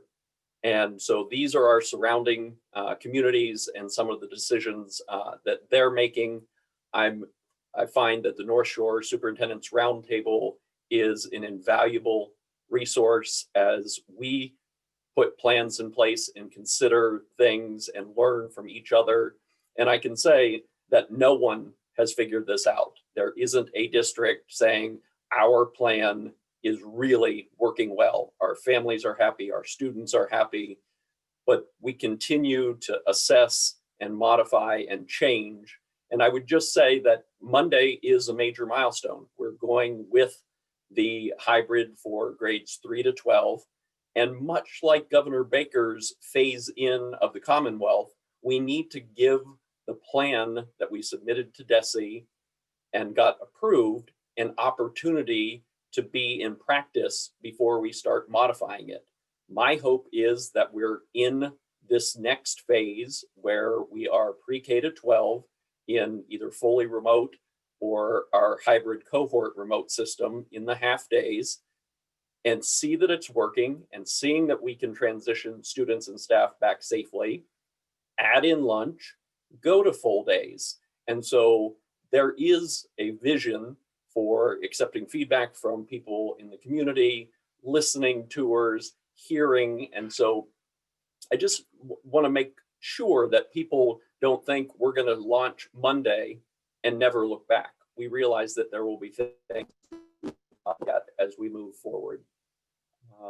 Next slide. So again, on the Back Together MHD website, you have followed this timeline since the website went up. And again, I would remind you that we want to have cohort C, grades 3 to 12, start Monday. We will be putting out a survey to families for feedback on how the remote learning phase went. And so this next slide, you will see some of these benchmarks along the way. And this will be in the superintendent's update tomorrow. But we do want to know, how was the full remote experience that we were in? Because if we have to go back, we want to make sure that those things that worked, we're continuing, and the things that didn't work, we're remedying. So after the next week, we want to survey the cohorts A and B from kindergarten and first. What was working there? That would be 4 weeks from the start of that hybrid. Then look at grades 2 through 12, the week of the 26th. Survey them. Now that you've been in the model, how is it working? What is going well? What needs attention? So there will be some, a process that I call stop, start, continue. So what are some things that are not resonating, that are not working, that we need to stop? What are some things that we should be starting? And what are things that are working that we want to continue? In my, it's not going to go to the next slide. In my superintendent's update last week, I talked about a culture of constant growth. So we have built something. We submitted a plan. We started with our remote. We phased in the early learners, the youngest learners earlier. We're now going to go 3 to 12 in the cohort hybrid. We have integrated the professional development for teachers and the collaborative work that they're doing on Wednesday afternoons. We're constantly measuring what, how are we doing? How are students doing? Assessment is a huge part of the work that we're doing, whether it's in fully remote or the cohort hybrids. How are students performing? So that data is coming in all the time. And then we want to launch some principal listening sessions where at the building level, principals are hearing what is working, what needs attention. Student voice. I was so glad that students spoke up this evening. I want to host some leadership luncheons, which I talked about in the update last week. I'm starting my entry plan, which normally would have started in July, but interviewing community members, doing school visits, participating in community events, identifying those things that in order to maintain the high level of educational excellence that we see in Marblehead, is the vision for the future? School committee public comments tonight was very insightful for me to take feedback, and Nan Murphy is on the call as well, or on this evening's Zoom, and I see her taking notes. I want to caution that unless it comes from this office, the plan hasn't changed. We are taking feedback in real time. Groups will get together and say, this has been shared as a concern or a shortcoming or something that needs our attention. And so they brainstorm things.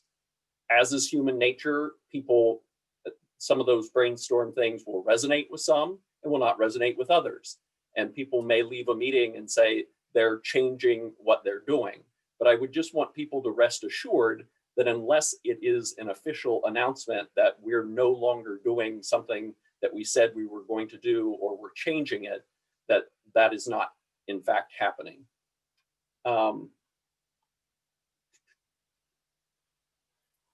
And I just wanted to end with some community feedback and examples of where we do listen and we make changes. The reopening committee and the subcommittees with the Board of Health did not support full person return.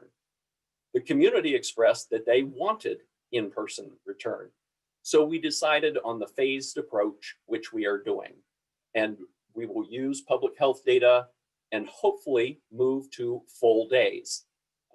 We have established that foundation for full remote. So in the event that we have to go back to full remote, we will have done it, taken feedback, and improved it so that if we're in that again, it will be better for all families. And it really is very personal, everyone's circumstance. And as I've said many times, no one is right, no one is wrong. When you see your child struggling or sitting at a Zoom frustrated, as a parent, I understand that you want that to stop. You don't want that happening. And so maintaining a collaborative approach and working together and sharing with us is the way that we will make changes. And so I just put this slide together so that you can see when people express things, we do try to make them happen. And I know that it's sometimes frustrating when people think, well, they're not listening. And I assure you, we are listening. We're just not able always to tell people what they want to hear. The variables are numerous. And this isn't a one-person plan. This is a reopening committee of 20 plus individuals, 9 subcommittees that worked all summer. There are subcommittees of subcommittees that are continuing to work. And so know that we're not just going to hit Monday and plow forward to the end of the year, that there will be opportunities to expand and review what we're doing. So I will end there and stop sharing my screen and open it up for questions. Thanks, John. Any questions? Sarah? I have several questions and concerns from what we heard earlier. First, I want to commend those students that spoke. I was so impressed with how brave they were, how eloquent they were, how just the fact that they advocate for themselves at that age is just always so wonderful to see. And it's just, they should be very proud of themselves. Their parents should be proud of themselves. I was proud of them. But I have concerns. I want to start with the students' concerns that, you know, many times I know I personally asked, will Marblehead students be taught by Marblehead teachers? And part of that was I wanted them to have someone to answer their questions. And the fact that we're hearing from these students that there's no live person, that is a problem. And I don't know that that solution can wait until we have, wait a few weeks down the line. Like that is not fair to these students. I think we need to implement something sooner. I've heard really, really positive things about, the response coming from Dan Bauer, from Lindsay Page, and that parents and students are happy that they're getting a response, but I don't think that we're fixing the problem. And I think my understanding for the plan that we voted to approve gave those students, if not a Marblehead teacher, a Marblehead contact point that was always available to answer their subject questions, not just a remote contact, but if you have a question about AP Physics, you would get to talk to someone who has knowledge about physics, a live person. And I think that is very important, and we promise that to people, and we need to deliver it now. That's one concern. Time and learning is a huge concern. We've heard it from all these parents. I had no idea until maybe the email came in yesterday or today that remote students on their remote days on Wednesdays were getting no live interface. That being said, I was part of teaching and learning. I was part of these meetings. And I had no idea these students were not going to get any live interface with someone. And in fact, I went back and I looked, and my understanding was we told them they would. So we asked them to commit to a program for a quarter or a trimester on a bunch of guarantees that we are not giving. So in my mind, we are asking them to hold up their end of the bargain, which they should. You commit to a section, but we need to hold up our end of the bargain. We need to provide what was promised. And we promised them people to ask their questions to troubleshoot with, to have support from. They need a person, a live person.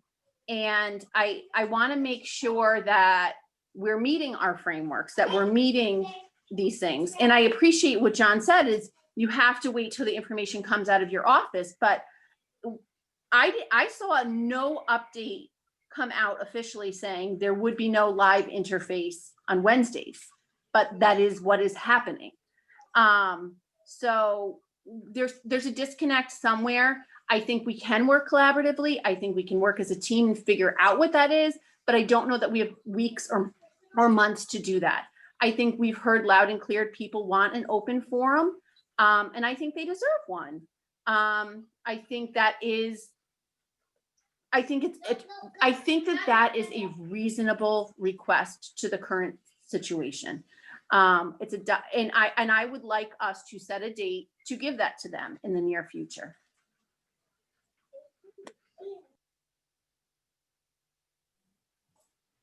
So John, it's my understanding that that the remote students, particularly at the high school, I know at the lower school levels, they definitely do, but the high school seems to be, and we've said this from the beginning, the trickiest one to really meet all of those needs in a way that is similar to what an in-person experience would be.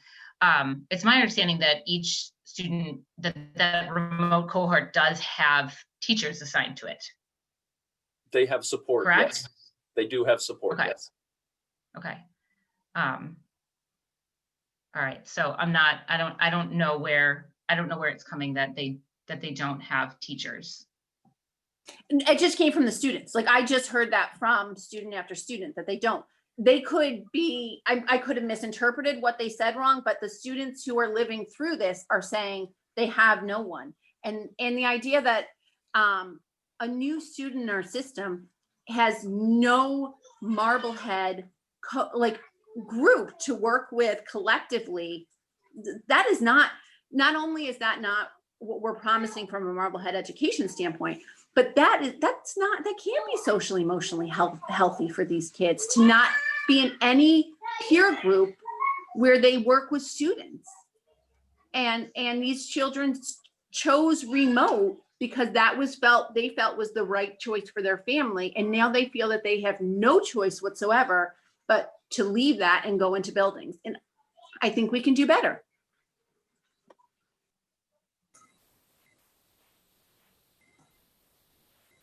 Nan, did you want to speak to any of the Wednesday remote, or Dan Bauer's still on the call if he wants to talk about the complexity of the high school schedule? I know that it is trying to get each student their leveled specific course and having the capacity internally of a teacher to teach an honors language course at an individual level, and science and history. And so I would just ask Nan if you want to speak to the Wednesday question first. Sure, I'd be glad to. Thank you for the opportunity. I want to also commend the community members and the students that came forward today. We only get better by hearing what we can do differently. And we, I feel like, are pretty receptive and been able to respond in real time to a lot of concerns. We've only, somebody said 14 days. We've only been at this 14 days. And I really liked the analogy of the marathon. A lot of preparation. We're just inching up to the starting line, and we're already trying to pace ourselves and figure out what we need to do differently. I see a hand up. Is that, should I continue? No, because this is not a public back and forth. So I'm sorry. Otherwise, we border on some open meeting law stuff. So. Okay, great. Thank you, Sarah. So I just want to reframe the piece around Wednesdays to acknowledge the real-time shifts and changes. Parents had brought a couple of concerns to my attention within the last 2 weeks, and one was around assessments and students at home being asked to do tasks, and parents were saying, how much support do we give kids, and worried about their students their teachers not getting accurate representation of assessment pieces that were done in the home. So Wednesdays, really right now at the elementary level, we are concentrating a lot of our real-time assessments when we have kids in person. So we have our paras and our teachers focusing, if you look at the expectations guideline that was sent home in the hybrid model on Wednesdays, we do concentrate on getting our students assessed. And for early readers and writers, that is a lengthy process, and it is done one-to-one. So in order to get those assessments done well, we are using our real time with kids on Wednesdays, which reallocates some of the support that we were hoping to be able to have paras and tutors supporting the remote model. That's not to say it's not going to change. We currently have 3 postings available, looking for 3 additional people to hire to support remote learning in terms of paras and tutors.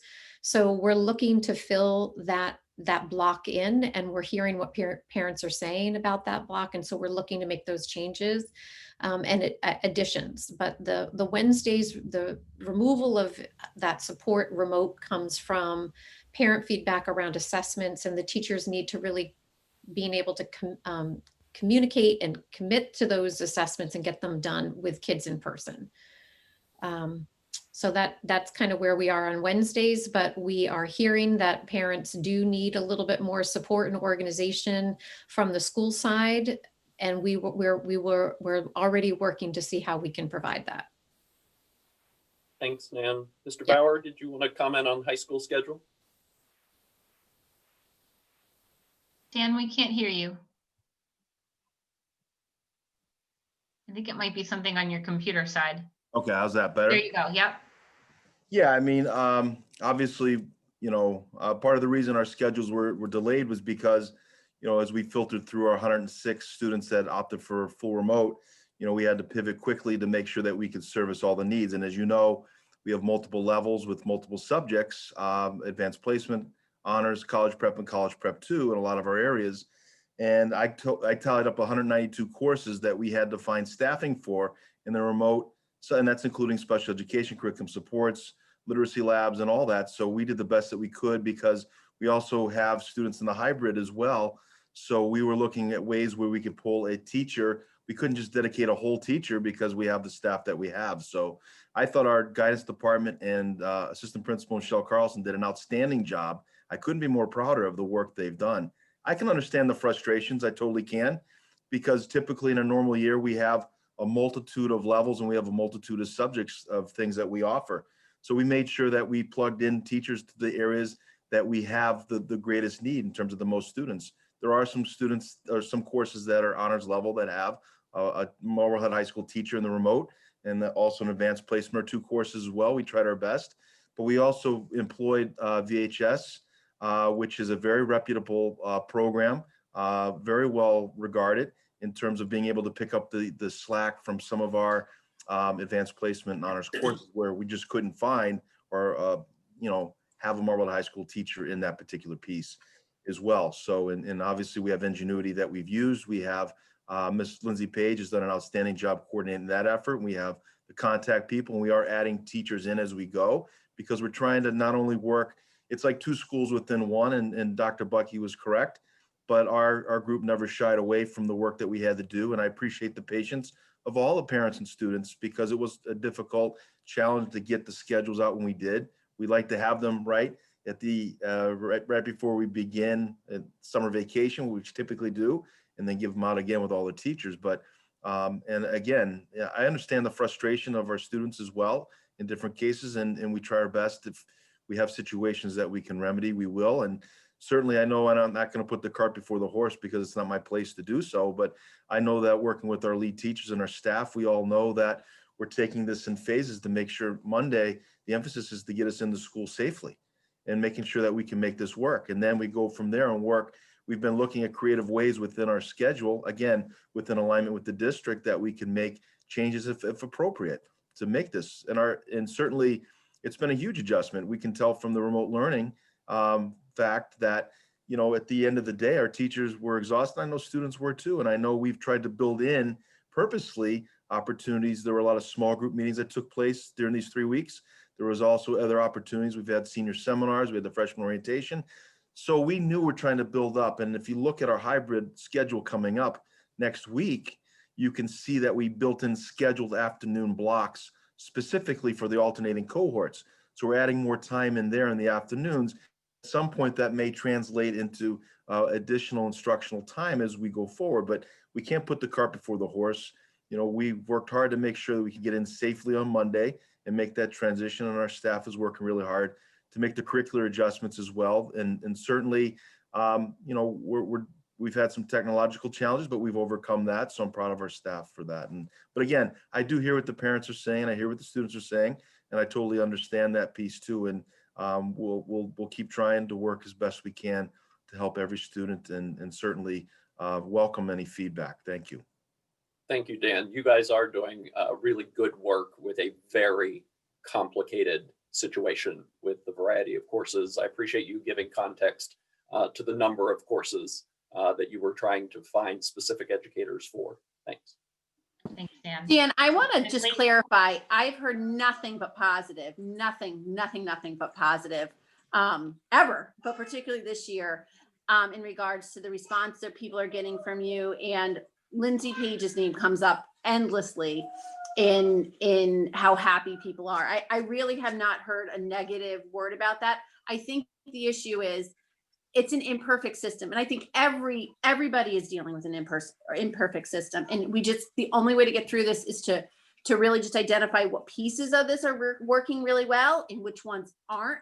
And how can we use those to get everything working really well. And that's why I think the forum would be so helpful. But I just want you to know that I have heard nothing but good things about the response people are getting from you at the high school. We just have to start identifying what's working, what isn't, and move from there. Emily?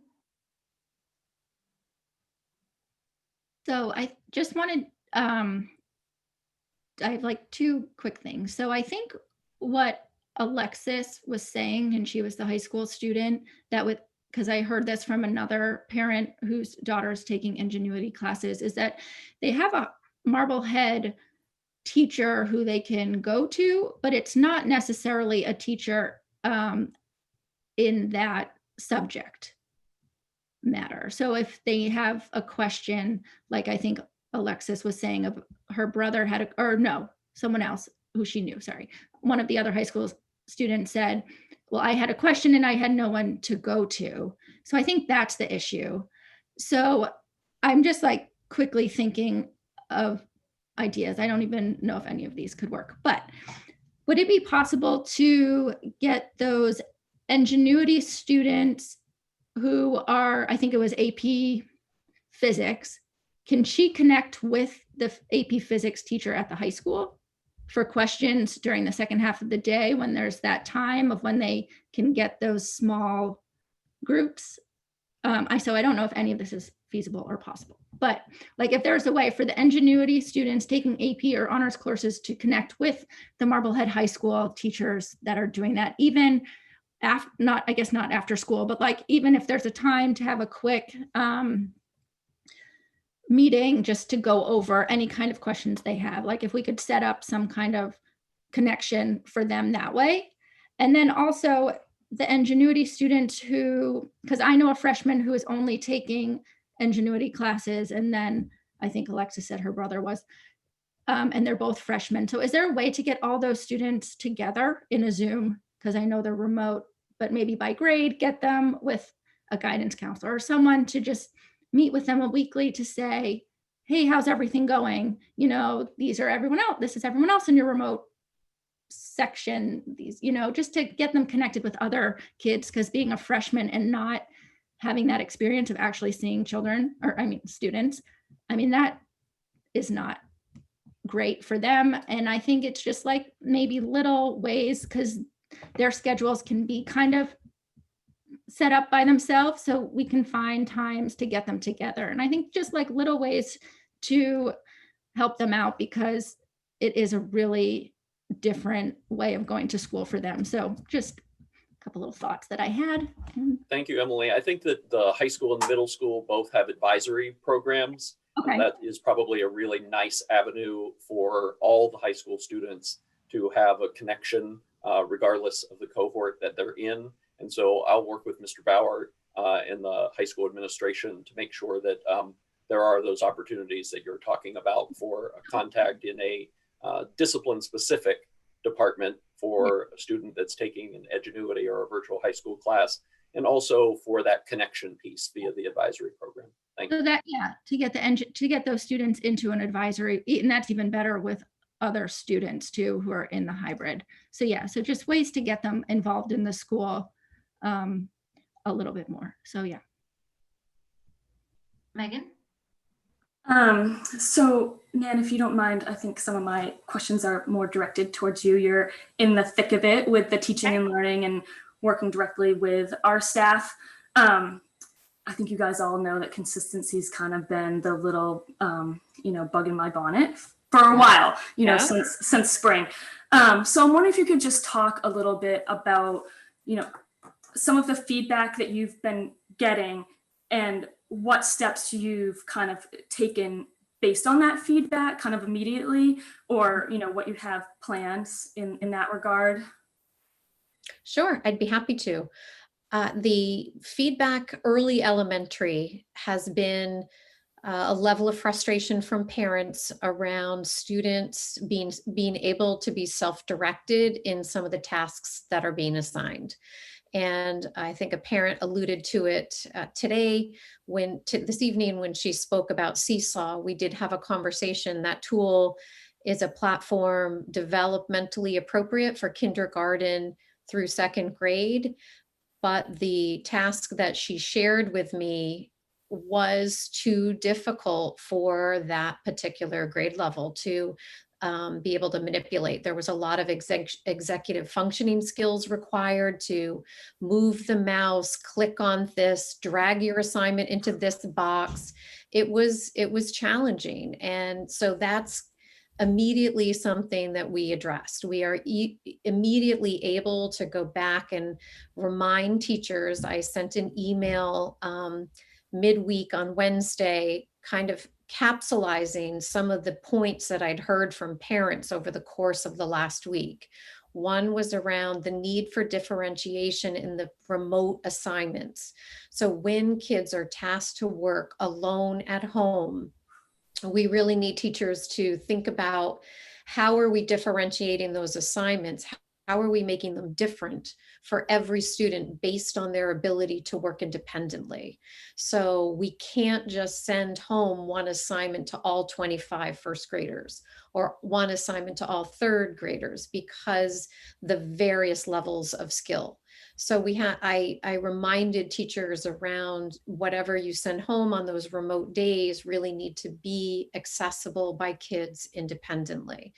Parents, I've heard over and over again that they are having to be so nearby their child because they can't access the text, they don't understand how to read, and they're asked to read directions to be able to do something independently where the child can't read directions yet. So in the conversation I had with the parent, I reflected as my own experience as a third grade teacher. I remembered, when my third graders would leave, they were fourth graders. And when I started in the fall, my third graders were really second graders. And it took me a while, those first couple of weeks, to remember and shift gears that, oh, right, kids can't do this yet. Oh, right, I have to back off on that.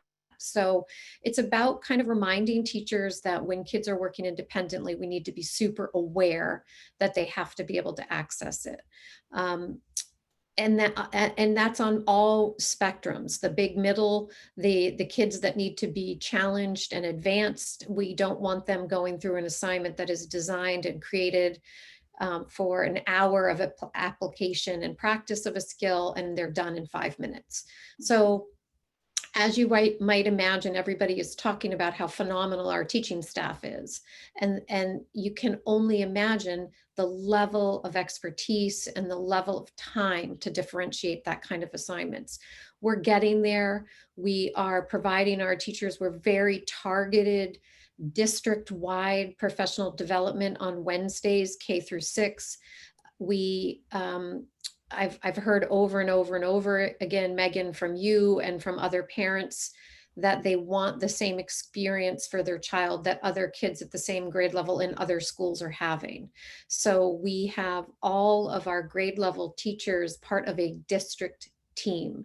So traditionally, teachers are part of a second grade teaching team, and you might get together and meet with your colleagues and co-plan at your second grade level. But in this case, we have developed a district-wide grade level team for every grade level, kindergarten through 6th grade, where they meet with their grade level team, to their district grade level team, to analyze standards, to look at the curriculum, to select what is going to be covered in that particular week, what would be great asynchronous teaching points.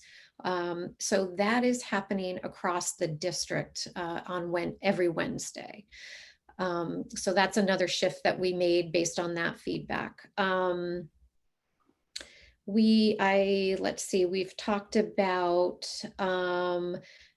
access to shared Google folders I've talked with Dan Bauer about this at the high school, where some students that are working remotely at home that want to access additional challenges, having Marblehead Classroom curriculum and materials that are generated by content teachers placed in a shared folder for students to be able to access on their own if they want enrichment and they want to see what grade level what in-person students are accessing while they're in the hybrid model. So we heard that, and now Dan and I have talked about how we can help teachers provide that as a resource. I've heard from parents that are talking about not knowing how much support to offer their students, how much guidance. So I emailed a couple people today asking about their willingness to help me create some parent tutorials. What is phonics? What are the critical components of phonics K through 2? And how as a parent, what do you need to understand about blending and consonants and vowels? And then taking it further and up the grades and trying to find out how we can assist parents with that kind of learning and support at home. We are really really focused on alignment and consistency in both curriculum and assessments. So our goal has always been that our kids, no matter what model you are in, you are getting very rigorous on-point instruction, and you are regularly progress monitored, and that remediation and intervention is provided. So we're working on those systems as a district team, and we're working on those systems with our staff to where they fit. How do we progress monitor? How do we ensure? A lot of conversation in the district around how are we going to cover this year's worth of content in a reduced setting? And it's a great question, and one that we talk about all the time. Last year, the Commissioner of Education presented districts in the Commonwealth with priority standards.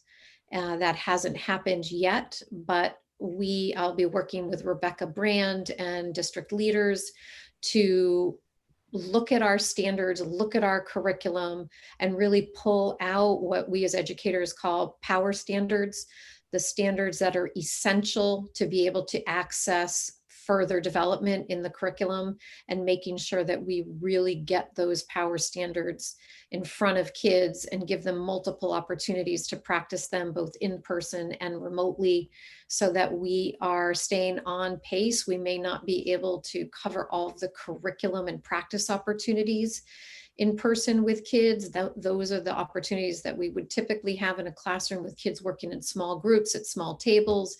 That's what we're designing our asynchronous learning around. So how do we give good, solid instruction in person and plan that asynchronous review and practice and application for at home? So those are some of the things we're talking about based on what we're hearing parent concerns are. And honestly, our teachers share the concerns around pacing and coverage of material and wanting to ensure that they get all their grade level content in front of kids in the most efficient yet effective manner. I'm going to continue to encourage teachers to think about curriculum in terms of skill development and mastery, as opposed to teaching for coverage. We can get through a pacing, we can stay on pace, we can move through curriculum, but we're going to definitely be leaving people behind if we do that. So we're working on formative and summative assessments to keep ensuring that our kids are making the gains they need to make, and we'll be addressing deficits, and we'll be continuing to design instruction to enrich. And I hear the concern about the big middle, and they're on our radar, and we will be consistently overseeing student progress and growth throughout the year. Okay. So that was a lot. I know, I'm sorry. No, it was good. It was good. It's really helpful to hear that, because I think, obviously I have a child in the district, and I'm, from a parent perspective, but I think, it's good to hear the tweaks that are going on. Yes, we're going to do a survey in X number of weeks, but it's good to hear the tweaks that are happening with the model on a very regular basis as you get feedback. So I think, that is useful for me to understand where you're seeing some of the issues and how you are addressing them as quickly as possible. So I appreciate that piece. And to be honest, the parent tutorials and the training, that was going to be one of my next questions. And I think we talked about this as a group over the summer, making sure that we're providing that type of support to parents as well, because it's a learning process for all of us as well. And the grade level collaboration. So I'm hoping there, when we talk about consistency, that teachers have the opportunity to learn and share from each other, because it is all new for everybody, and what works best or better maybe is the right word. And then that we can then put that into, for lack of a better word, kind of best practices across that level, right? So the other question I had for you, and I think, I've probably gotten more feedback from early, from the kind of younger parent set, but I don't think it's specific to them. I actually think it's across the board, is around organization for what the expectations are, right? So I think I can probably speak just from the feedback I have on the early learners, and then you can kind of extrapolate that to the middle school and high school type students too. But if you know what, and let's just take a time period, a week is going to look like, and what your schedule is, what you're going to be focused on from a learning standpoint, and then what the expectation is in terms of, you know, if I take my third grader, what math worksheets is she going to be responsible for on Monday? Is she going to have, if she's going to have an art class, what materials is she going to need to have ready on that day, on that time? So is she going to need crayons and paper, watercolors, whatever it is? And if she's going to be going to the library and they're going to be doing that virtually on a remote day, does she need a login to a different application? And how do we make sure that we know exactly when that needs to be up and running so we can test it in advance? So it's almost like that picture of that time period with organized in a way that everybody knows what the expectation is. Right. And then it just makes it easier, I would hope, you know, especially for parents of the younger kids, to have that stuff set up for them and hopefully make them a little bit more independent so that you're not kind of having to kind of insert yourself because your kid's like, I don't know what math worksheet I'm supposed to be doing, help, you know, I think that probably translates, you know, maybe it translates in a different way to older students. I appreciate you asking that because it gives me an opportunity to say that that conversation has already started. So I had a conversation, a couple of conversations around the level of frustration from parents with, at certain points recently about the schedule changing in their mind, so that, you know, they would get a schedule Sunday night saying that what their child needed to do the next day, and the parent had to shift a conference call or move something around in their own professional day, and that was a real hardship for them. So I addressed that with the particular principal, asked that principal to brainstorm with staff in the building how those expectations for the week can be consolidated and perhaps sent out in a weekly Friday letter so that parents could plan for the following week what demands would be made of them if they have young children on the days that the kids are in the remote setting. So we are thinking about it, and I've also have it noted to bring that to our next leadership meeting on Monday afternoon to talk to other principals about how are we communicating with families well in advance of what their time with students is going to look like the following week. Because if they have a conference call or commitment at work, and then all of a sudden they need to be engaged in reading directions and helping a child through an assignment, they have to know that well in advance. So that is something that we are working to address and to make more concise and more accessible to families in a more an advanced time frame. Okay. All right. Thank you. Yes, I want to see a light.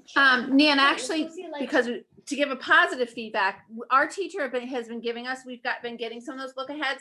And I know that we've heard how the remote kind of is given some giant hurdles at the high school level, but I think at the elementary level, the K through 6, I've had the opportunity to see a full remote setup for 3 of those levels. And we've seen a lot in the emails that when they were in full remote, even the hybrid learners, I think we're having a more positive experience. It's now this juggle of back and forth.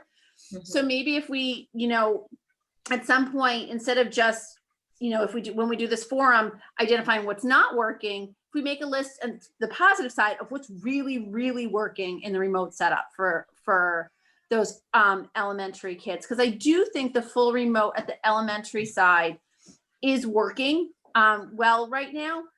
There's some blips, but I think it's working well. I've heard from parents that that piece is working well. So maybe if we even at some point reach out to those parents and say, can you give us a bulleted list of what is working the best, and kind of try to share that with the hybrid side and implement that. And then also try to, as we can, morph that into, you know, sorry if someone joining me,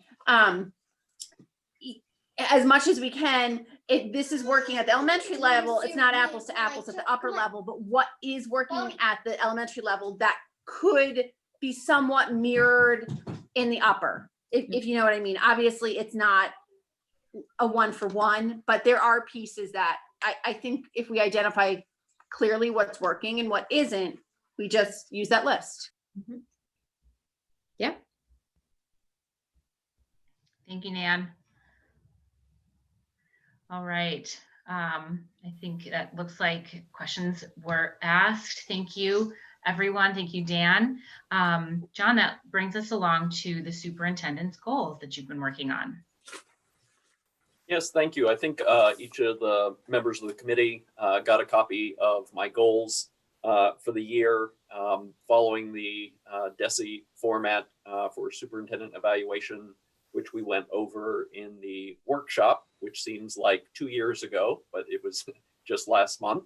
I have a professional practice goals, student learning goals, and then district improvement. And so the professional practice goal is my participation in the new superintendent's induction program. I'm meeting regularly with my coach in that program. There are monthly sessions that we participate in.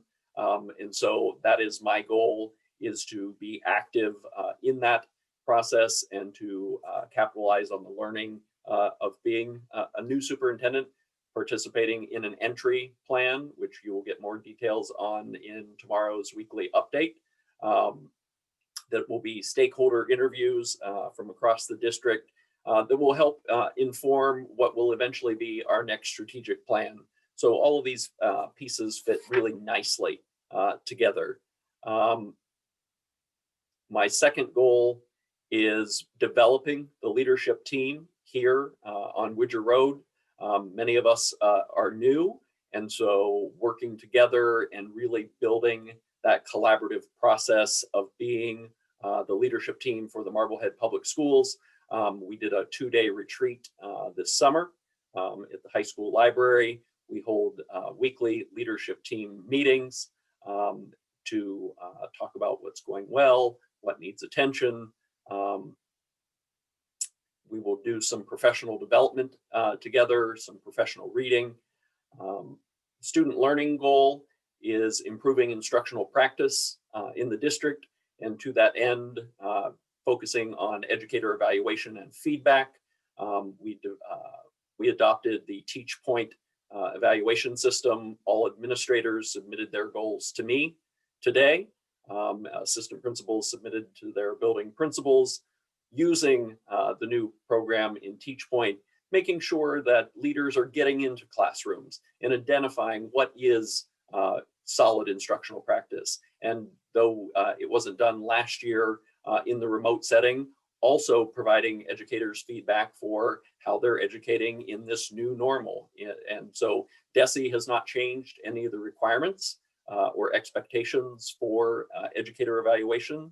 So that's my student learning goal, is improving instructional practice and working with building leaders to that end. The district improvement plan is to work on the diversity within the system. And I think the resolution that you all passed at the last meeting, hearing from Team Harmony at tonight's meeting, I think it's an important goal for the new superintendent to look at the programs in the district and institute instructional practices that recognize and support the needs of students and families in a diverse system. And to that end, having recruitment of educators that look like our students. And so those are my goals for the year, lofty as they are. I'm looking forward to engaging that work, because I think each of them supports our overall mission of improving the Marblehead Public Schools. Thanks, John. And I see your mentor, Chris McGrath, has joined us. Hi, Chris, welcome. Good to see you. Thank you, Sarah. I think, these are exciting to get. It's nice to look them over and think about the fact that that in spite of COVID, these big picture things are still happening and still moving forward, and maybe not quite in the same way that we would have otherwise been able to have them happen, but that they are still ongoing, and so that's exciting to me.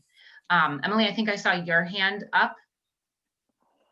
Just real quick, I learned this last night, that once your goals are set, it's good to make an agenda of presentations of where all the information that you get and all, all the evidence that you collect and data to present to us throughout the year. So at the end, when we do the evaluation, have to go back and find everything. So that was just something that was a point that they said that can really help with the whole process, is to just set those dates of when you can present what you found to us. But maybe you already know that, but just 2 cents. That's great. It could be a regular agenda item just to update the committee on progress to date on goals. That'd be great. Yeah, because I think that that whole process is a slightly confusing one. So, and as we've noted before, one that's new to almost all of us on this committee. So, I would just follow up on that, John, because I think those regular updates would actually be very helpful. I think the year goes by. You think you have 9 months and it's gone like that. So I think as long as we're on top of them in that type of regularity, that would be very helpful. Happy to do it. I know in the past, last year, the school committee put together a list of goals we had for Bill, and I believe that's had happened in the past. Will at some point we be discussing if we have a set of goals, or is this more self-directed? I'm happy to entertain goals that are put forward by the school committee. These are just my personal goals, but if there are things that the committee identifies that they would like me to focus time on this year, I would welcome that. And I think just to clarify for last year, because we absolutely did do that for Bill, but that was because he was an interim and there was no evaluation process needed. So it was sort of putting forth his priorities, just to sort of make it clear as to this versus that.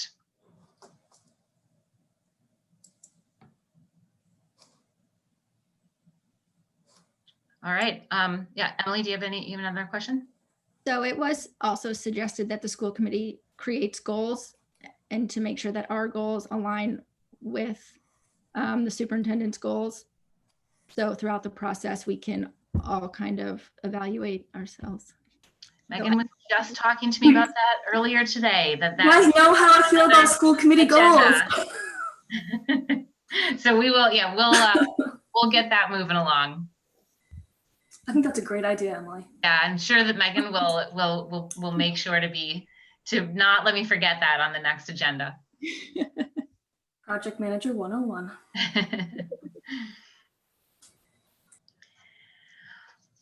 All right. David? Thanks, John, for presenting these. So I'm just wondering from the mentor perspective and what John's presented. Of course, all of these goals depend on the appropriate funding to make sure these things can happen. So is there a way within those goals somehow there can be something that talks about aligning the appropriate budget and the needs to make sure these things happen? I don't know if it needs to be specific as the word budget or funding, but I think obviously those things don't happen if we don't have the proper funding and we're not focusing on the areas that Bill did last year, for instance, to realign, whether it was based on enrollment and various things to move different pieces of the budget to make sure it helped set the stage to meet the goals. Yes, that makes good sense to me. My goals are not necessarily budget contingent, but I hear what I think you're saying is, should I develop a goal that is budget in nature? Right, right, right. It's budget in nature and it, or identify areas where, where the district might need that additional support for you to achieve your goals. Maybe that's one of the outcomes of the goals that you've outlined that will throughout the year will come out as well. Very much so. Are you talking more like the teaching evaluation tool, that making sure that we have adequate funds to continue to do that? And then, if there was a curriculum that was necessary for the district goal of increasing diversity, this is just all off the cuff. Is that kind of what you're asking about? Like, so budgetary pieces like that would need to be added in to make sure that we're setting John up for success? Well, I think not so much that we're setting, well, in agreement, right, that we would be setting John up for success. But for instance, under, the student learning goals, there are some areas there, or under district improvement, potentially there are things that will come out throughout the year where there could be additional needs that I guess that get identified. But I think as an overarching, we all know how critical it is. This year will certainly throw things out of whack with COVID-19, and depending on where monies are allocated and where the needs are, and once we get back to a stable moving forward. But and for instance, thinking about the new school, how do we budget for the new school when it opens up, to make sure that the combined new school has an appropriate budget. So I guess I'm just wondering if there's if there is a goal that is a financial related goal, or something that's more fiscally related, as opposed to, John mentioned they are his professional goals, but do we need something that is more specific related to those kinds of things? Yeah, I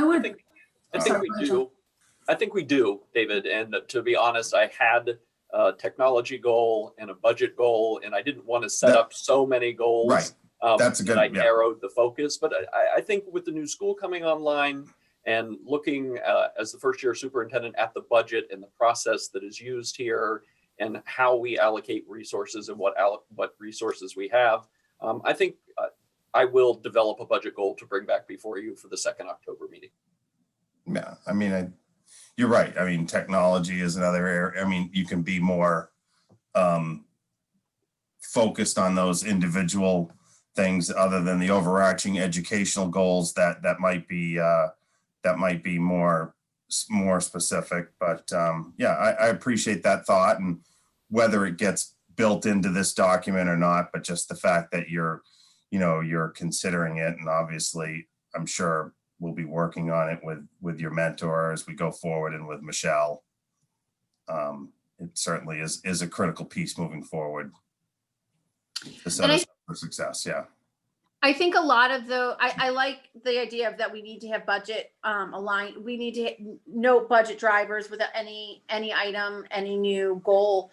And I think that's going to become even more important as we set up and move into our strategic plan, because everything in our strategic plan will have a budget driver attached to it. And I think that's where we're really going to need to dig in and note those and make sure they're as clear as can be. Most definitely.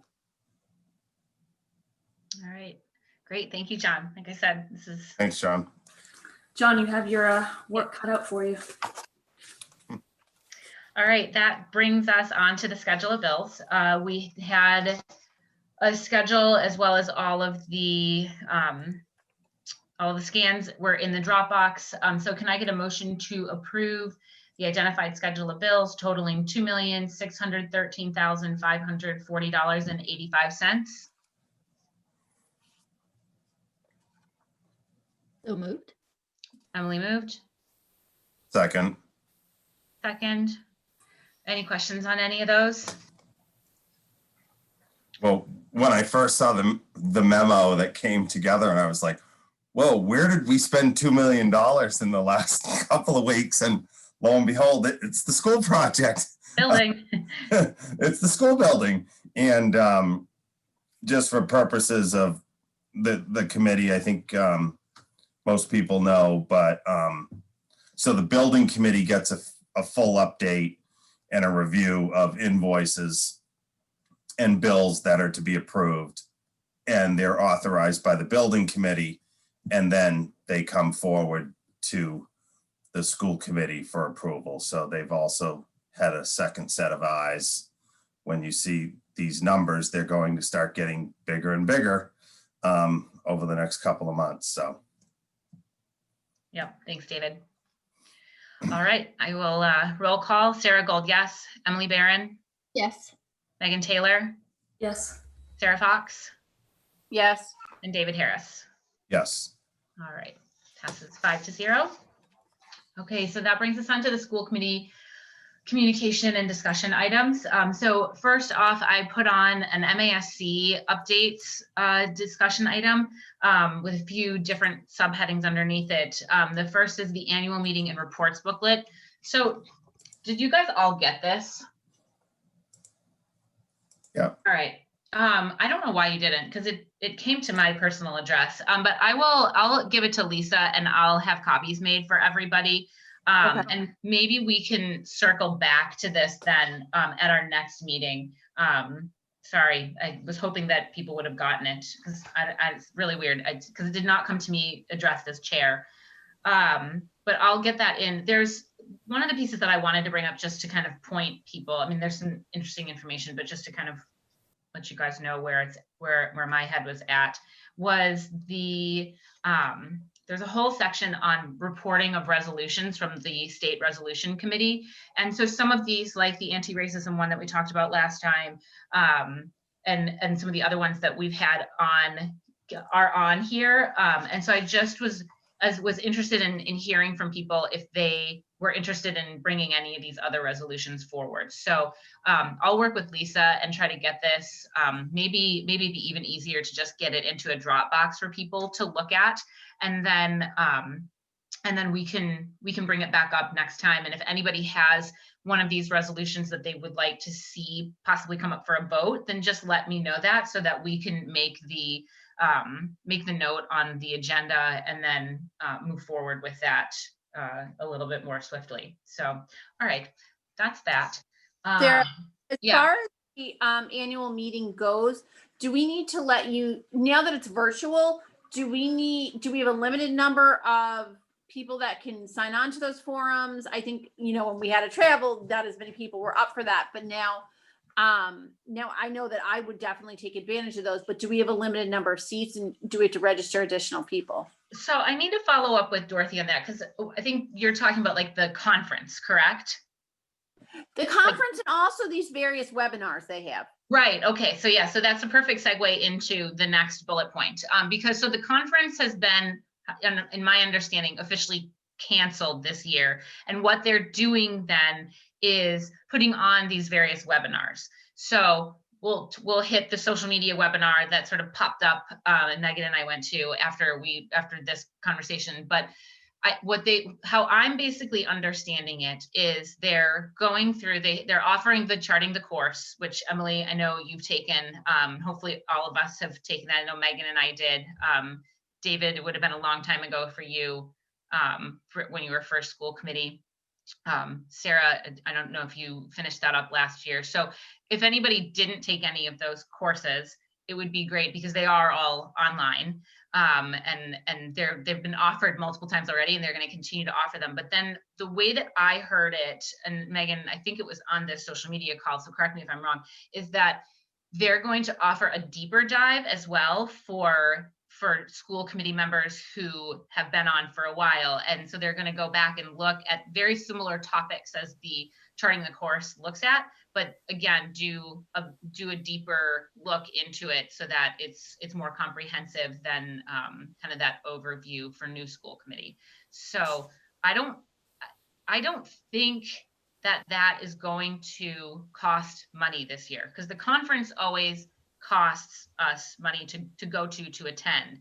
But I will have to look back on it, but I don't, John, you gave me a funny look. That I don't think that they're charging for those courses. Yeah, that was my understanding, right? And so some of them are similar to the charting the course, as refreshers for people, who maybe have taken them a while ago. But I think that's where they talked about those Friday lunchtime sessions, yes. Right? Uh-huh. So, there's a schedule out on the MASC website, and then you just register. I mean, just like we did with the social media one, there was no cost for it. Hmm. And they're really good. They're really good. That's not the only one I've sat in on over the past couple months over the summer. They're really, they're a good refresher, but because there's kind of a broad set of other school committee members from different regions, you get into a good conversation and questions, that maybe haven't arisen here, but just gives you kind of pause and things to consider. So yeah, they're definitely useful. They're set up in a bit of a train the trainer type format. So it's helpful to hear, whether it's just one person leading it or there's usually a couple of people leading it. It's helpful to hear, what this school committee member in Worcester is doing, or this other one out in Holyoke.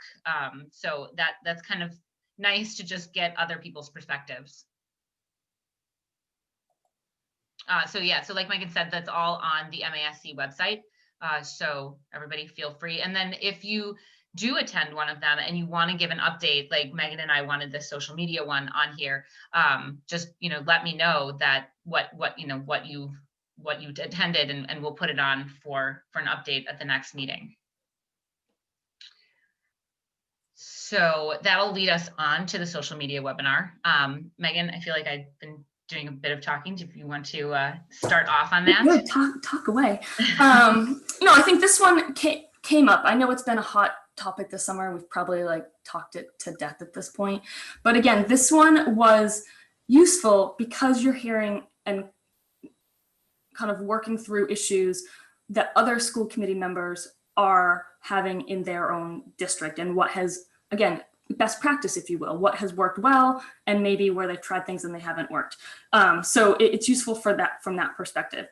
And what came up again and again, I swear, every single district that was represented was talking about the balance between being a community member, but also the fact that you actually never take your school committee hat off.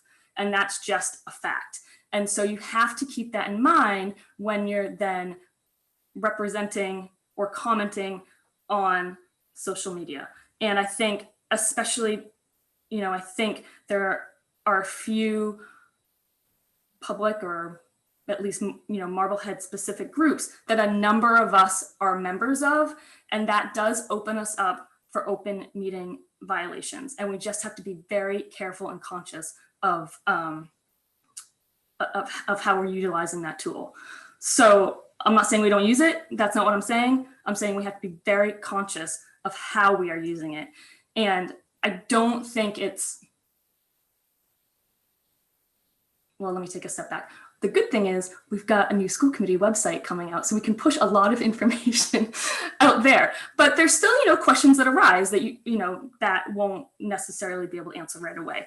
But I just think it's something, that's always on my mind. Yeah, no, and I agree. And I think one of the biggest takeaways that I had was that piece around open meeting law violation. And because we've had this come up, we're all very careful of it and very aware of it. And it does, I think everything with social media is very gray. To how I'm understanding it, there's very little case law on it. And so it sort of is, I don't know, a breeding ground for missteps, I think. So, how do we move forward with it? Because the takeaway certainly was not, even though I've deleted most of my social media accounts from my own personal sites, the takeaway was not that we shouldn't be doing this. The takeaway was these exist. They are ways in which people communicate. And so how do we effectively manage them without then misstepping, whether it's personally misstepping or as a group misstepping in an open meeting law violation. So I think one of the pieces was, so there was a little bit of talk about Facebook pages for the school committee. And I think the woman who presented, I appreciated her because she was very clearly all in on social media, and multiple times described herself as a very active participant in her town social media pages. So she sort of advised against a Facebook page for the school committee, and really saying that, and I think we've talked about this a little bit in the past, that basically if you do that, you either have to give the control of the Facebook page to the chair, who's the spokesperson, or every piece that goes on that Facebook page has to be voted on in an open meeting. And so that just sounds like, personally, it sounds like way too much to manage for me, and then very cumbersome on the other end of that. However, she very then kind of went on and spoke all about all of the town pages that are in every town in the Commonwealth. And her suggestion was that in order to avoid open meeting law violations, that, one of the suggestions was that possibly you talk to the administrators on those pages and take yourself off of being able to be tagged, because once multiple people start to be tagged, then you're really getting into a murky situation. But then her additional thought was designate a school committee member as the spokesperson on these Facebook pages, so that one person is providing feedback, so that there is an actual voice out there for the school committee.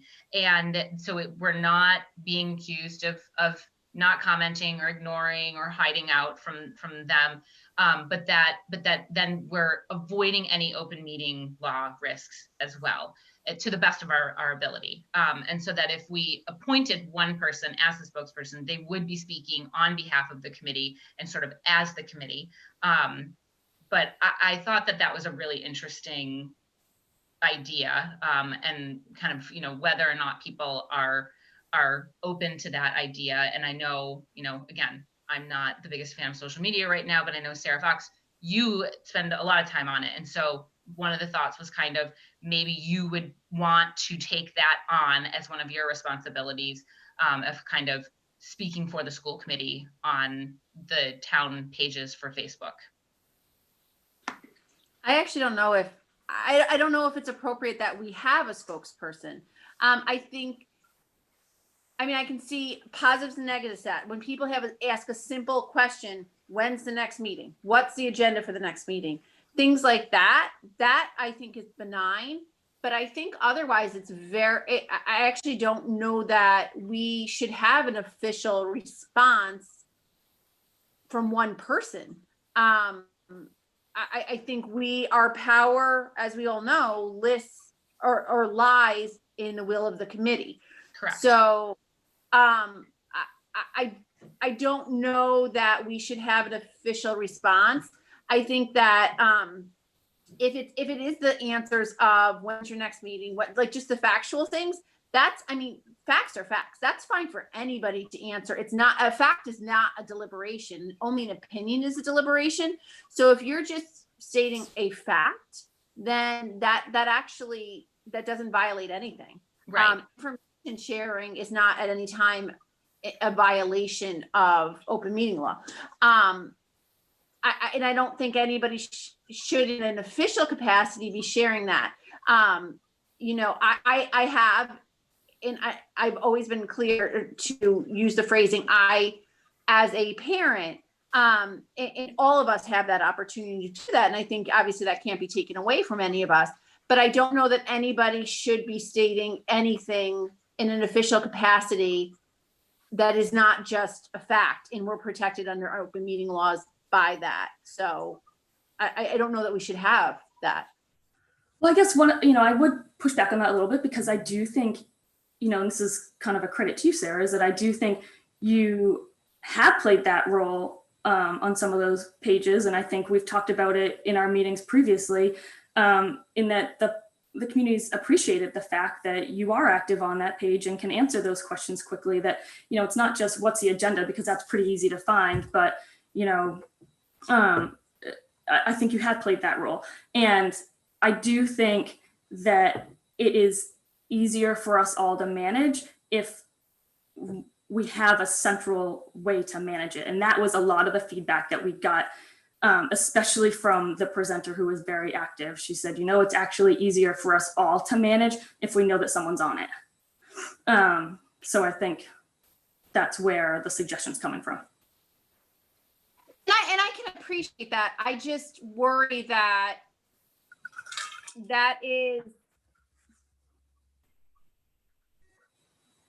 I just worry it is a slippery slope by identifying someone as, any one of us at any given time can answer those questions, and we are provided those protections. I just think that by identifying one person, in some ways it takes away the rest of people from connecting with the public and the ability to connect with the public. And I think it is so important that we all have that ability to connect with the public, answer questions, when and if we choose. And I don't think it's appropriate for anybody to kind of have that taken away from them. And if you identify me, it takes it away from you and Emily, whoever else, that ability to do so.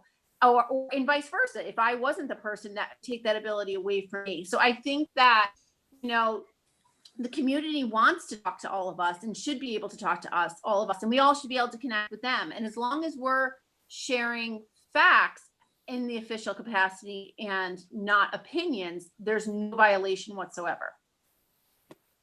I would suggest, quite honestly, that maybe everybody listens to that course and brings up some of these things, because this is actual feedback from other people who have done it and done it well in other districts. So I appreciate your point, Sarah, but I think it would be useful if everybody got up to speed and had the ability to kind of have that back and forth with other people who are doing it and learn from them too.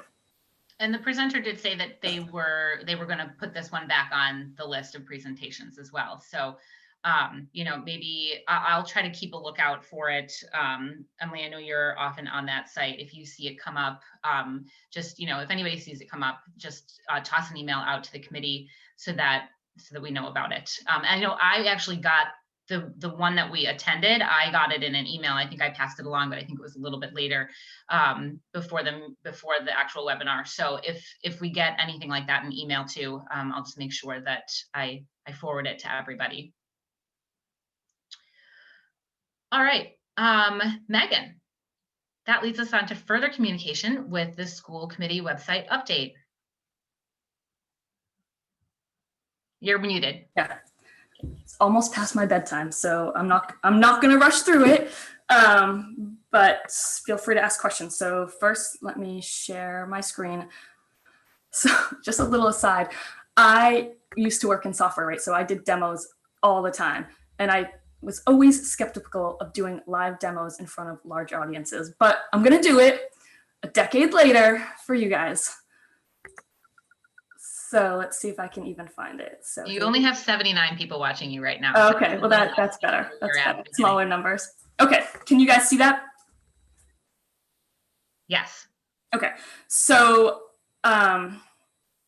this is our homepage. There is a picture of each one of our schools here. How do I scroll down here? Hold on, bear with me. How do I do this? Okay, so on this homepage, it'll talk about our meetings, how they're the first and third Thursday, so everyone knows exactly when they can find us, what time, where they're going to be posted to. So they'll obviously still continue to be posted to the Marblehead Town calendar as required with a direct link, and then also to the school committee calendar, and this link will take it to the calendar page, which we'll look at in a minute. Also that we will have our materials, minutes, and Zoom recordings posted as available in our calendar, again, with a direct link. And then you can catch it all live streaming from our homepage as well. So basically a one-stop shop for our school committee meetings, our agendas, our minutes, the materials, and then to actually view that meeting in progress. The calendar,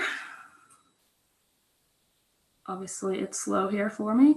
So it will pop up to obviously current date.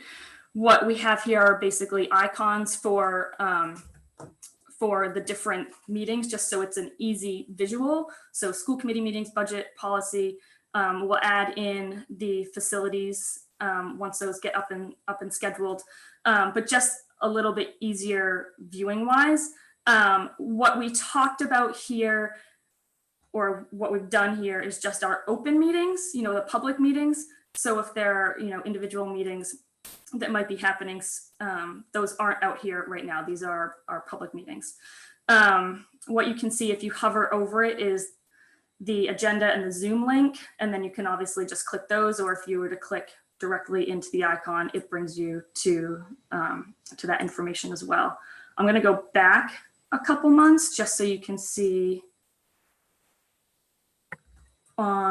if we look at August 10th, we have the agenda and then also a link to the video recording. And if there are any materials out here, you'd have the link to those individual materials too.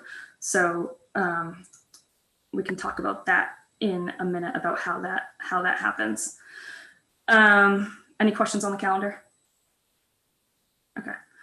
Under About, this is kind of where all the information exists. So under committee members, these are your pictures and bios that you submitted. The one thing I will point out that we did here was we did add the term expiry dates for everybody. So, if you're coming to view the page, when those terms are up, and also a direct link if you want to email that committee member individually. We tried this on the contact page and it just looked a bit messy, and we figured this way you have that ability, but it just made it a little bit easier to manage within the site. Also under About, we have our strategic plan. Right now, this is just cut and pasted from the existing strategic plan. I would hope that as we start getting into planning that, John, maybe we can, in a phase 2, figure out how we can put some timelines around what that process will look like and some updates. So I think that's a phase 2 piece, but for phase 1, this is our existing strategic plan. Also, we have our policy manual. So this will be a direct link to the actual policy library. So every individual policy, there's a manual introduction, which I know I looked at this when I first became a school committee member, so it might be a good refresher for some of you, but it really just goes through, the layout, what's included in a policy, the library structure, etc. So these are just direct links for now. There's some ability through NASC to work with them on hosting, and if we want to do that in the future, again, that could be a phase 2, but this is just for now a direct link to our policy pieces. Our operating protocols, our new and improved operating protocols are out here. This one is a bit long. As you know, we've had like 3 pages for our operating protocols. I would love to have a link to our signed copy. I think that would be a good thing to have out here. We just don't have all the signatures yet, but I think in that absence, then we've just got it. We've got every single protocol out here. One thing we could look at is if we could maybe add some drop downs for each header.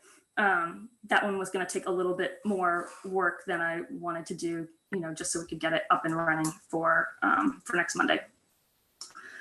We also have a page specific for our subcommittees.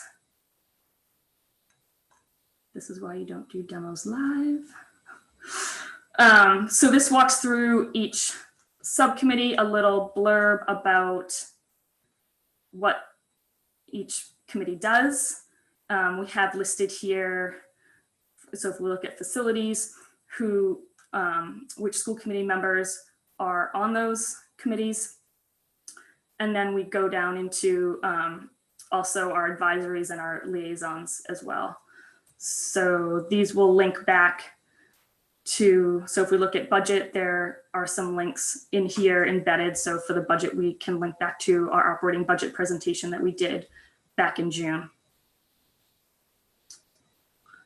Our resources page links out to, these are all the organizations or groups that you guys gave feedback to make sure that we include.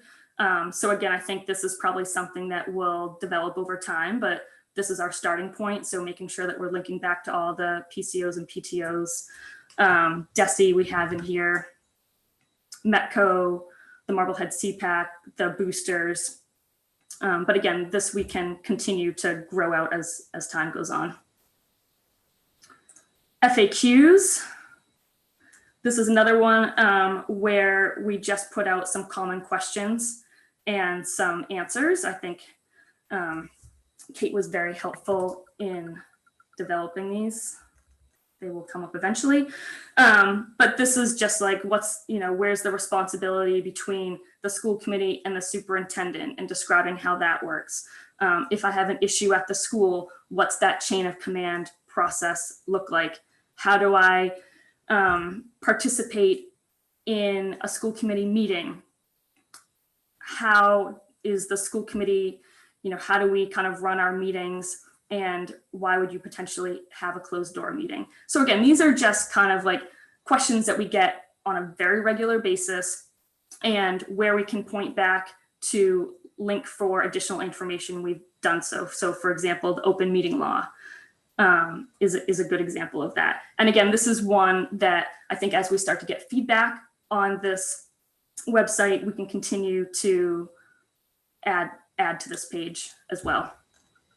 And then our contact page, which is just the contact form. If anyone wants to send us an email, you can obviously fill in the form. You can do a direct link, click to open up just the email box.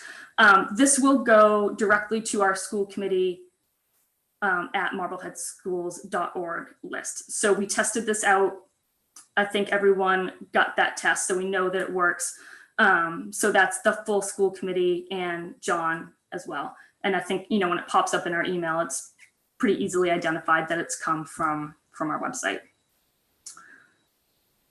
I think I've hit on all the major points. Comments, questions? What do you get? Oh, one other thing I want to add, sorry, because this is probably the most important thing of the website, is that I did not do this. So Kate Thompson has helped us out of the goodness of her heart. She helped us get this up and running. She's been amazing, an amazing resource to us, and has done it completely on her, on her own time. And I appreciate her tremendously. Our target date is to go live on Monday. So hopefully, we only have to make a few tweaks to get it up and running. And at that point, we will fully transition it to the school committee, and we will, anything that needs to be modified or maintained or managed from that point on is, kind of on our backs. But Kate has been amazing, and I just can't thank her enough for all the help she's given us putting this together. Great, Yeah. thank you. Yeah. This looks great. Maybe do we want to leave it up? Maybe stop sharing the screen just so then I can see everybody again. Yeah, you want to stop share? Okay. I think so. Okay. All right. I really like, just like kind of a visual piece, I really like the fonts that you guys picked. That they just look, I like that it sort of mirrors the M a little bit. So it's very visually pleasing. Easy on the eyes. Exactly. I appreciate that. And lots of great information. Yeah. David? Sorry. Go ahead, Sarah. I think Go ahead, Sarah. It looks great. It looks really good. I have a couple questions. Will we be uploading like our packets so that all those documents are there that we discuss in our meetings? because I think that's one thing people have asked for a lot. And I think that the way you have it laid out, it would be really, really easy to do that. So that was one question. And then Can I answer that one before you jump Yeah. on? So the answer to that is yes. That is absolutely the intent. I think, one thing that we did last year, because you're right, it's hard to follow along if you can't actually see the document. And what we did last year was we projected that up in the meeting, and then you could see that on MHTV, or if you were sitting in the audience, you could follow along. So it's much more difficult in this virtual world.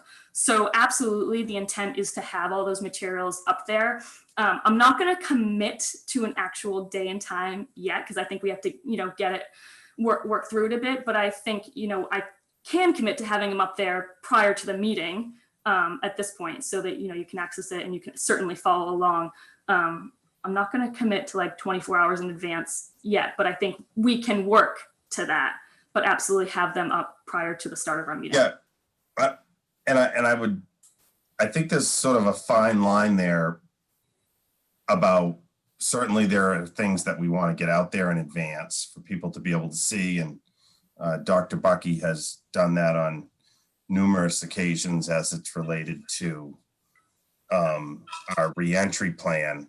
But as with most public meetings, the documents don't become public documents until the committees themselves have discussed them in public.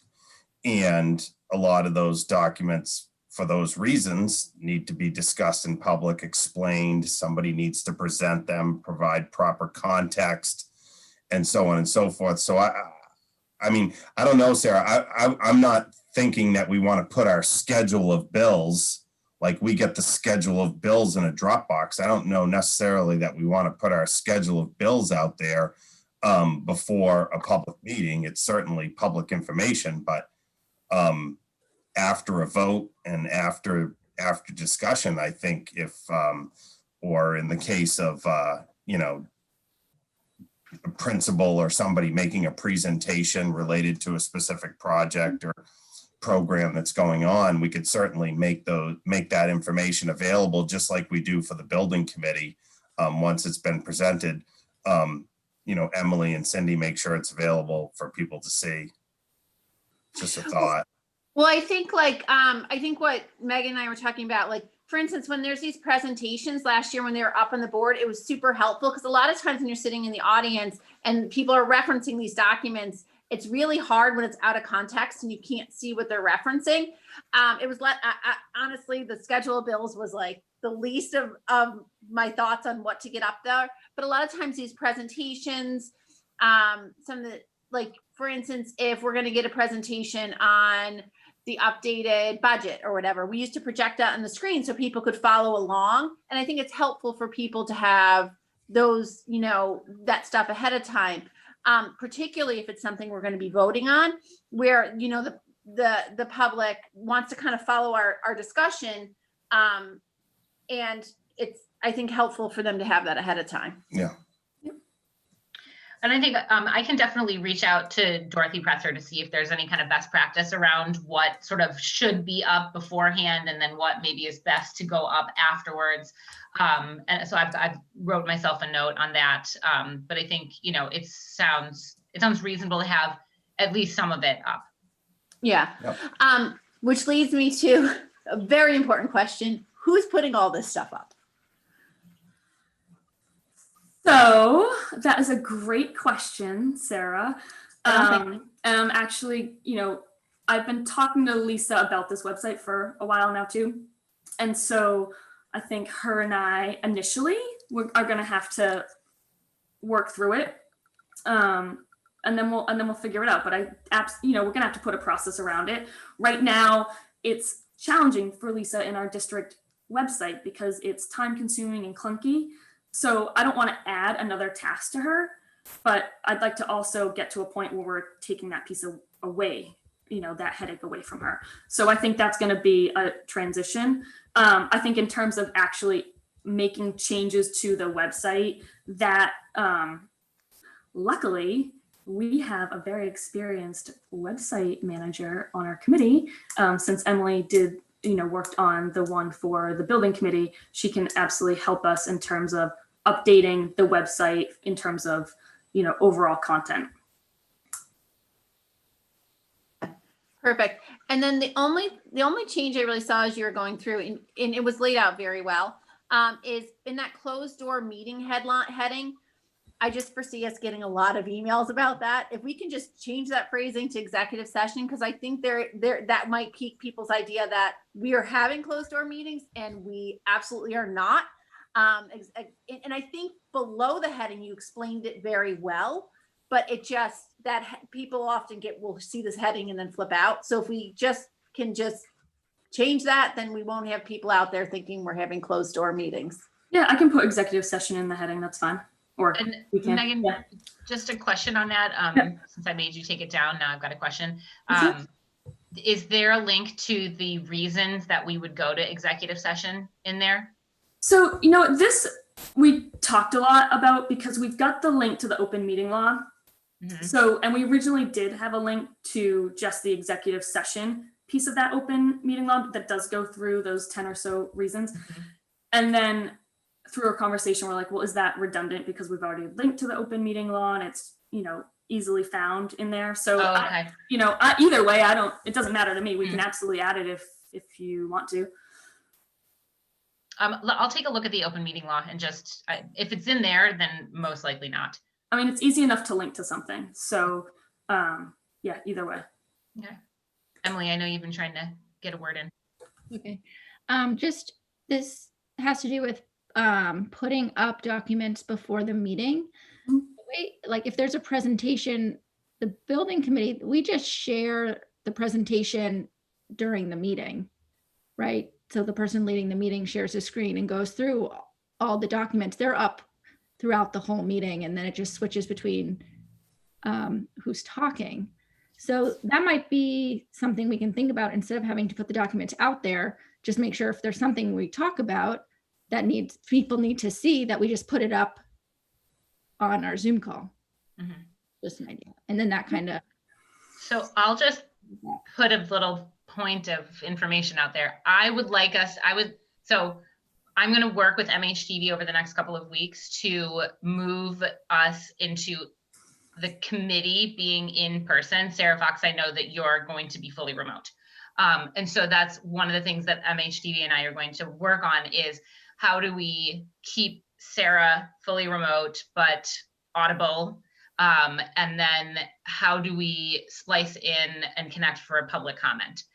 Because I can't control an in-person piece and a Zoom piece and then participate in the meeting. So I'm a little hesitant to sort of rely solely on Zoom for that type of thing as we're moving forward and trying to kind of juggle all of these things so that we're not sort of committing to things that we're trying to also then kind of present in other ways. So like we would also, and one of the other pieces that I need to talk with MHTV about is then that we would need to still be live streaming onto YouTube so that everyone has access to this meeting, not just Comcast and Verizon people who can get on MHTV. So we're going to work that all out. Hopefully we can get it figured out, but I just want to put the brakes on a little bit as far as our reliance on Zoom as we move to sort of get a little bit more in person. I take it back.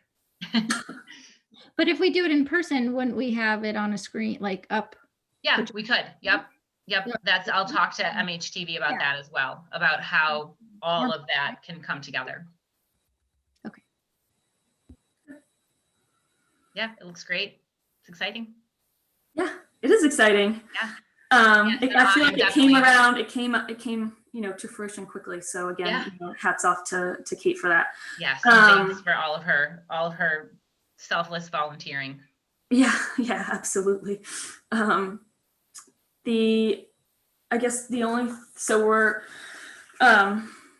If there's other minor tweaks we want to make, that's fine. I think I've only got one, the potential executive session link and change to the wording there. That's fine. I think in terms of next steps, get it up and running on the 5th, fully transfer the ownership over to us. If we can add in the subcommittee dates, I would love to do that. And this is just a plug for getting regularly scheduled subcommittee meetings. I know there's pros and cons to that, and I completely understand that. But I just think it makes it a lot easier for us, in terms of making sure that we're updating each other on a regular basis, and also for the community to know, okay, just like our meetings are the first and third Thursday, the budget meeting is every X whatever. And so to be a good example, we have set our budget subcommittee meetings up for the second Thursday of the month. So those are out there on the calendar, but if we could add in policy and facilities as, as a matter of immediate next steps, that would be great. The building committee, I want to add those too. I don't have the schedule. So, David, when you have those meeting dates, let me know, and we can add those in. But I think if we just kind of start with our high priority, Absolutely. that would be great. Yeah, and Emily and I are probably tweaking the policy meeting regular date now that hybrid is going to be put into motion, because lucky for us, we're both on the same in-person days. So we're just gonna make it all work. That works out. And then a little bit further on, not quite so immediate, is Sarah Fox, as you mentioned, kind of determining what that process is going to be for making sure that we get the materials and all that stuff out there, and also responding to emails. Right now we don't know what the volume will be, so I don't think it's prudent to put a process in place until we have a better feel for the usage. But I think that's one area where we might need to add a little bit of structure to.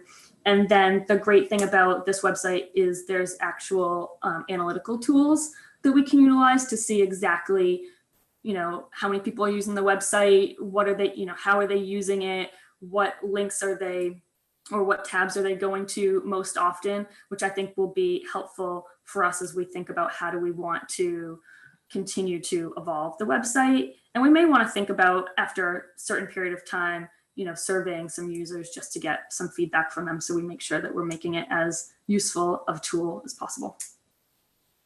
Megan, will we all get a chance to proofread like the copy on this before it goes live? Because I glanced at some of it as you went through, but I wasn't obviously able to read it all. And then also with those analyticals, will we all have access to that or no? I believe so. So to your first question, yes, I can share the link and the password. That's no problem. I have been through it multiple times. Kate's been through it. And just because Emily's going to be helping me, helping to own it after this, I had her read through it too. So we have kind of gone through it a number of times, but absolutely have a read through. We don't want any typos going up for sure. And if there's, minor tweaks, then absolutely we can do that. And then my understanding, and I have to double check this because I can't actually remember what level of the website we ended up purchasing. I don't remember if there's a limit on number of basically owners. So I'll have to double check on that. I don't think so, but I'm not 100% positive on that. But I'm sure we could, even if there is a limit to kind of owners on it, it doesn't mean that we can't then provide that information, right? Okay. I bet you can create reports. Yeah. Stuff. Right. All right, great. Awesome. It's exciting stuff. Go live on Monday. Go live date. Yep. All right. So that leads us on to the subcommittee updates. Megan, I think you made your little spiel with you guys are getting a budget meeting together. Is it going to be next week? Next Thursday, 8:30 a.m. This is going to be our first official budget subcommittee meeting, or at all, not just official. We have invited town representatives too, so that we can go through the closeout of fiscal year 20, especially with, the surplus was kind of an estimated number last time we all met. So going through that piece, looking at our COVID expenses, the information that Michelle's given us as a committee, and then thinking about what the planning is going to look like for the coming year. So I just figured, talking to John and David, that it made sense to just get everyone on the same page early on. So yeah, 8:30 next Thursday. Great. Will those be Zoom meetings, Megan? The first one is going to be Zoom. Yes. If we can do them in person going forward, we'll figure that one out. I think the budget we know is we know there's interest in that. So we have to figure out how we make it accessible. So to be determined. Okay. Yeah, I think you had noted that before, that you were hoping to make those virtually available, because that is probably the one that people try to go to the most. Maybe that could even be, if you guys decided you wanted to move them in person, that they could even be a streaming piece with that too. Once we sort of figure all of that out.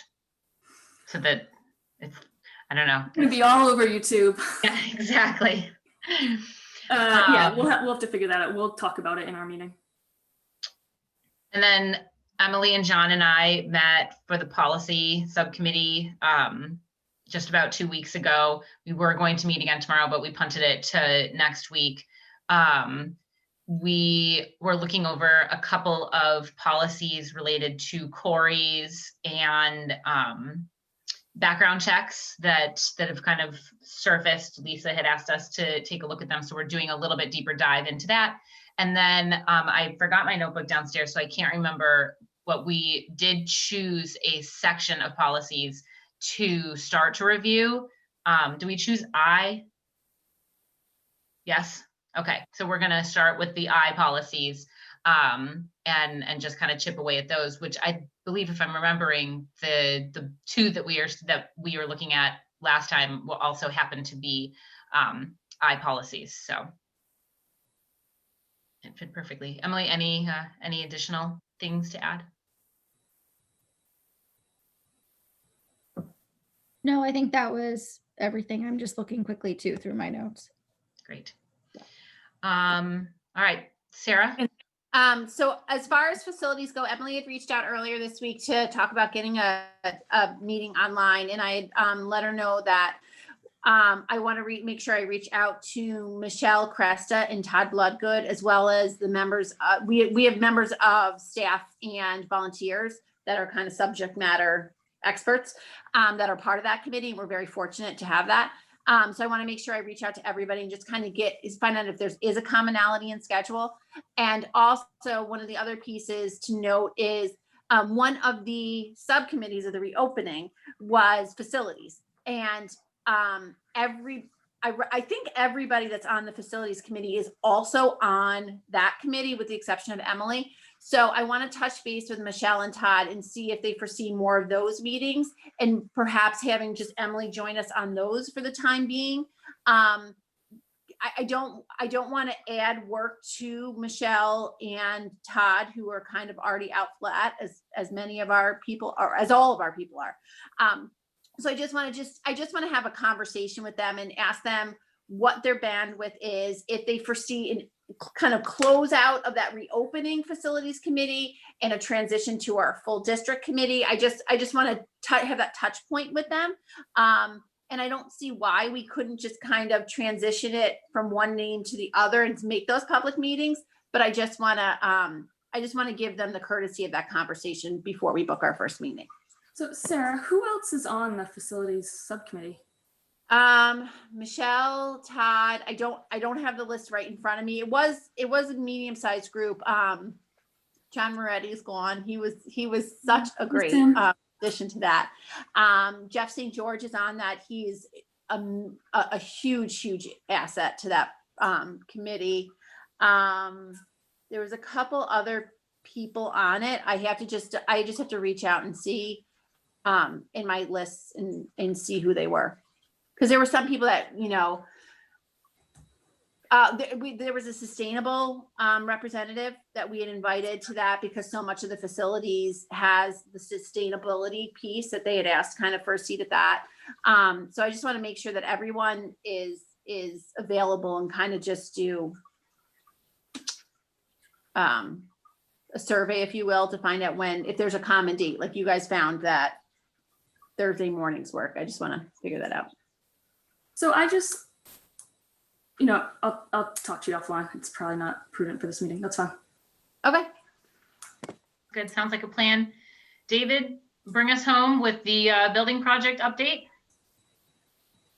Oh, you're muted.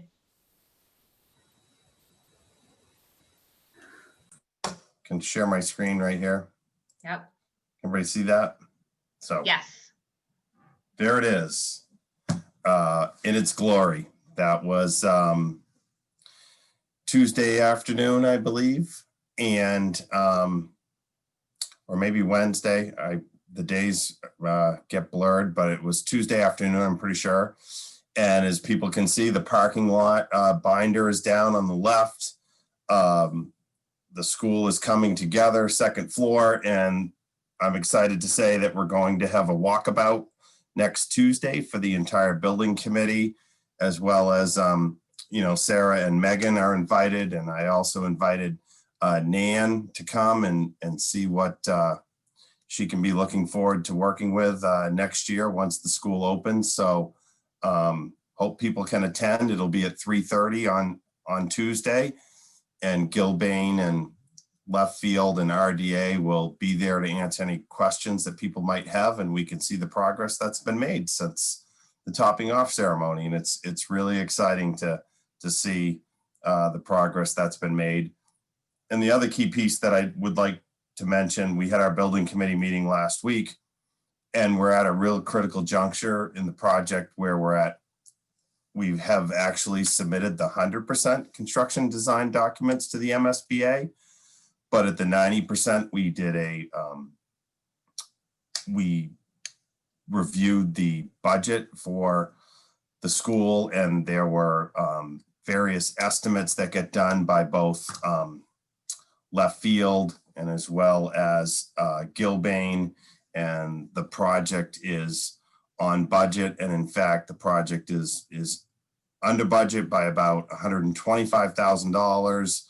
And it was noted during our meeting last week that this project has also not spent any of our owner's contingency funding, which is about $1.7 million. So we're in a really good place.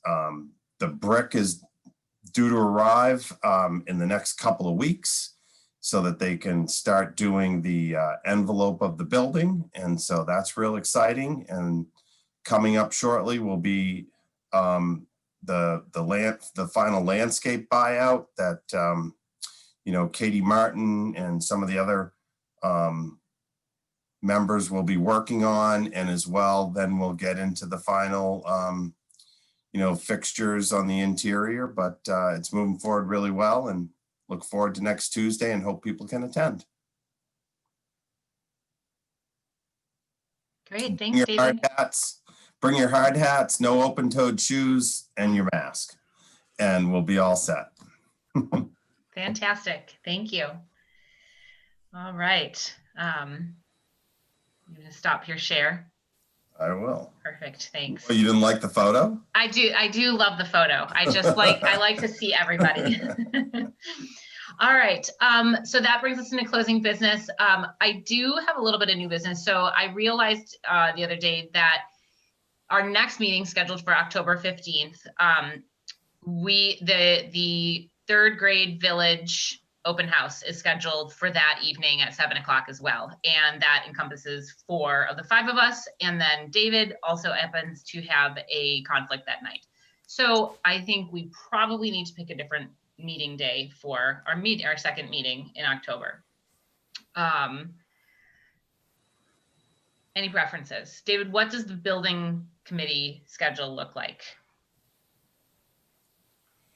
Are you guys definitely meeting on the 2nd and 4th? No, we're down to one day. So October would be the 22nd for us. Okay. Would be the one building committee meeting. All right. So that leaves us, we do have the added benefit of having 5 Thursdays in the month. So that helps us a little bit. So we're going to end up meeting 2 weeks in a row regardless. So do we want to meet next week, or do we want to meet on the 29th? I would push more for the 29th. That would be my thought on that. John is shaking his head yes. I'm Thoughts? good with that. That's good. Everybody else says. All right. So the 29th, 7 o'clock.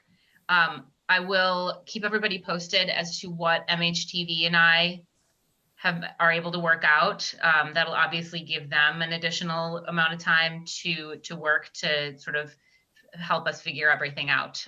So we will just kind of wait and see as far as how the meeting is brought to everyone for next time. But it will certainly have a live public comment, and there will be and it will be live streamed to multiple places if it is not a full Zoom meeting. All right. And All right. I'm really sorry to do this since the bells at Abbott Hall rang 10 about 15 minutes ago. And we do want to end this meeting, but there were several comments about the special town meeting. And I think it's worth clarifying that if we're not meeting before town meeting that's taking place on the 17th, I guess you could say it's a special town meeting, but it is the articles of town meeting that were not considered in May when or June that were just limited to the budget. So the remaining articles, as an example, parking on streets, leaf blowers, Pleasant Street, you name it, are the articles of the warrant that were presented to the town and needed to be submitted by a closing date sometime in January that would have been part of the normal town meeting. So this is not a special town meeting in the sense of the word where new articles are being presented on the warrant. So I think that's just a point of clarification. It's articles that need to be voted on just in the course of business. So for the school committee, we have no articles on this budget or this warrant except for Article 35, which is a supplemental appropriation for the schools.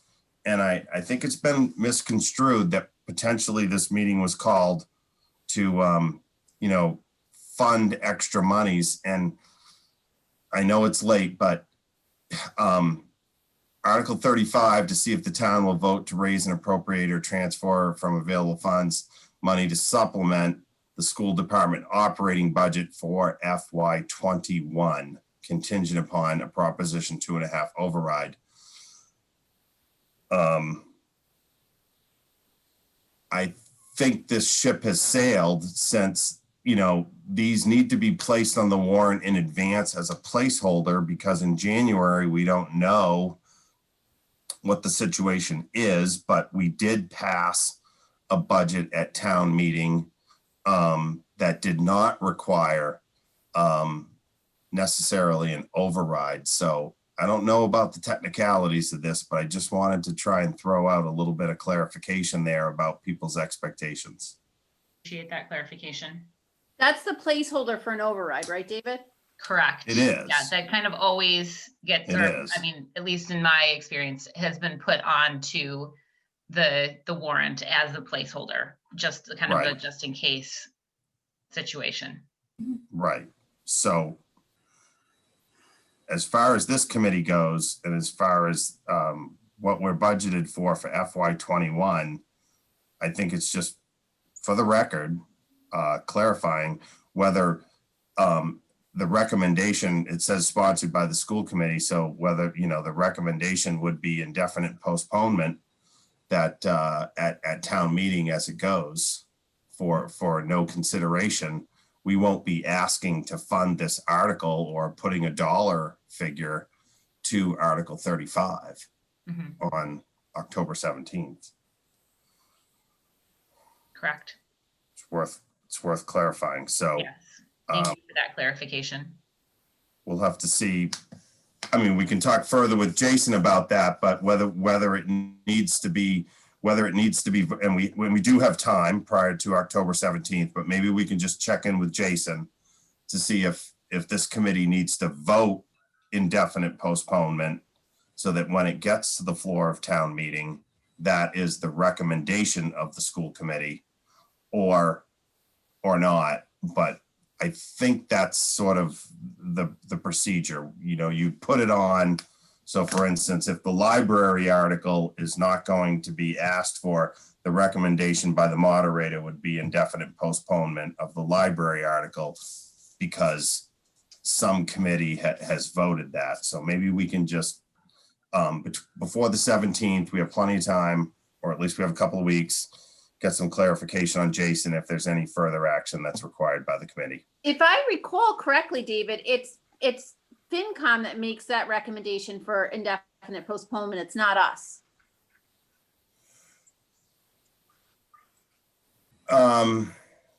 That's what's happened in years past, is that they stand up and they recommend it, and then we vote on that.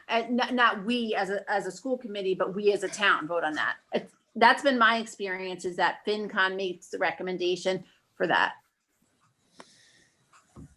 Yeah, so, I mean, you're right in the sense that there would have been so when we had the budget warrant hearing, which I think was somewhat, or the articles, you know, when the FinCom would normally have the hearing on the warrant, and I think that was impacted. And at that time, it would be, you know, RTM, you know, recommendation at town meeting, or indefinite postponement, or to fund it. So you're right, Sarah, there are some things there, but I don't remember exactly what happened with the warrant hearing, and if there actually was a motion for indefinite postponement at the warrant hearing, or that's how it would proceed. So it's a good point, and we can just follow up on that.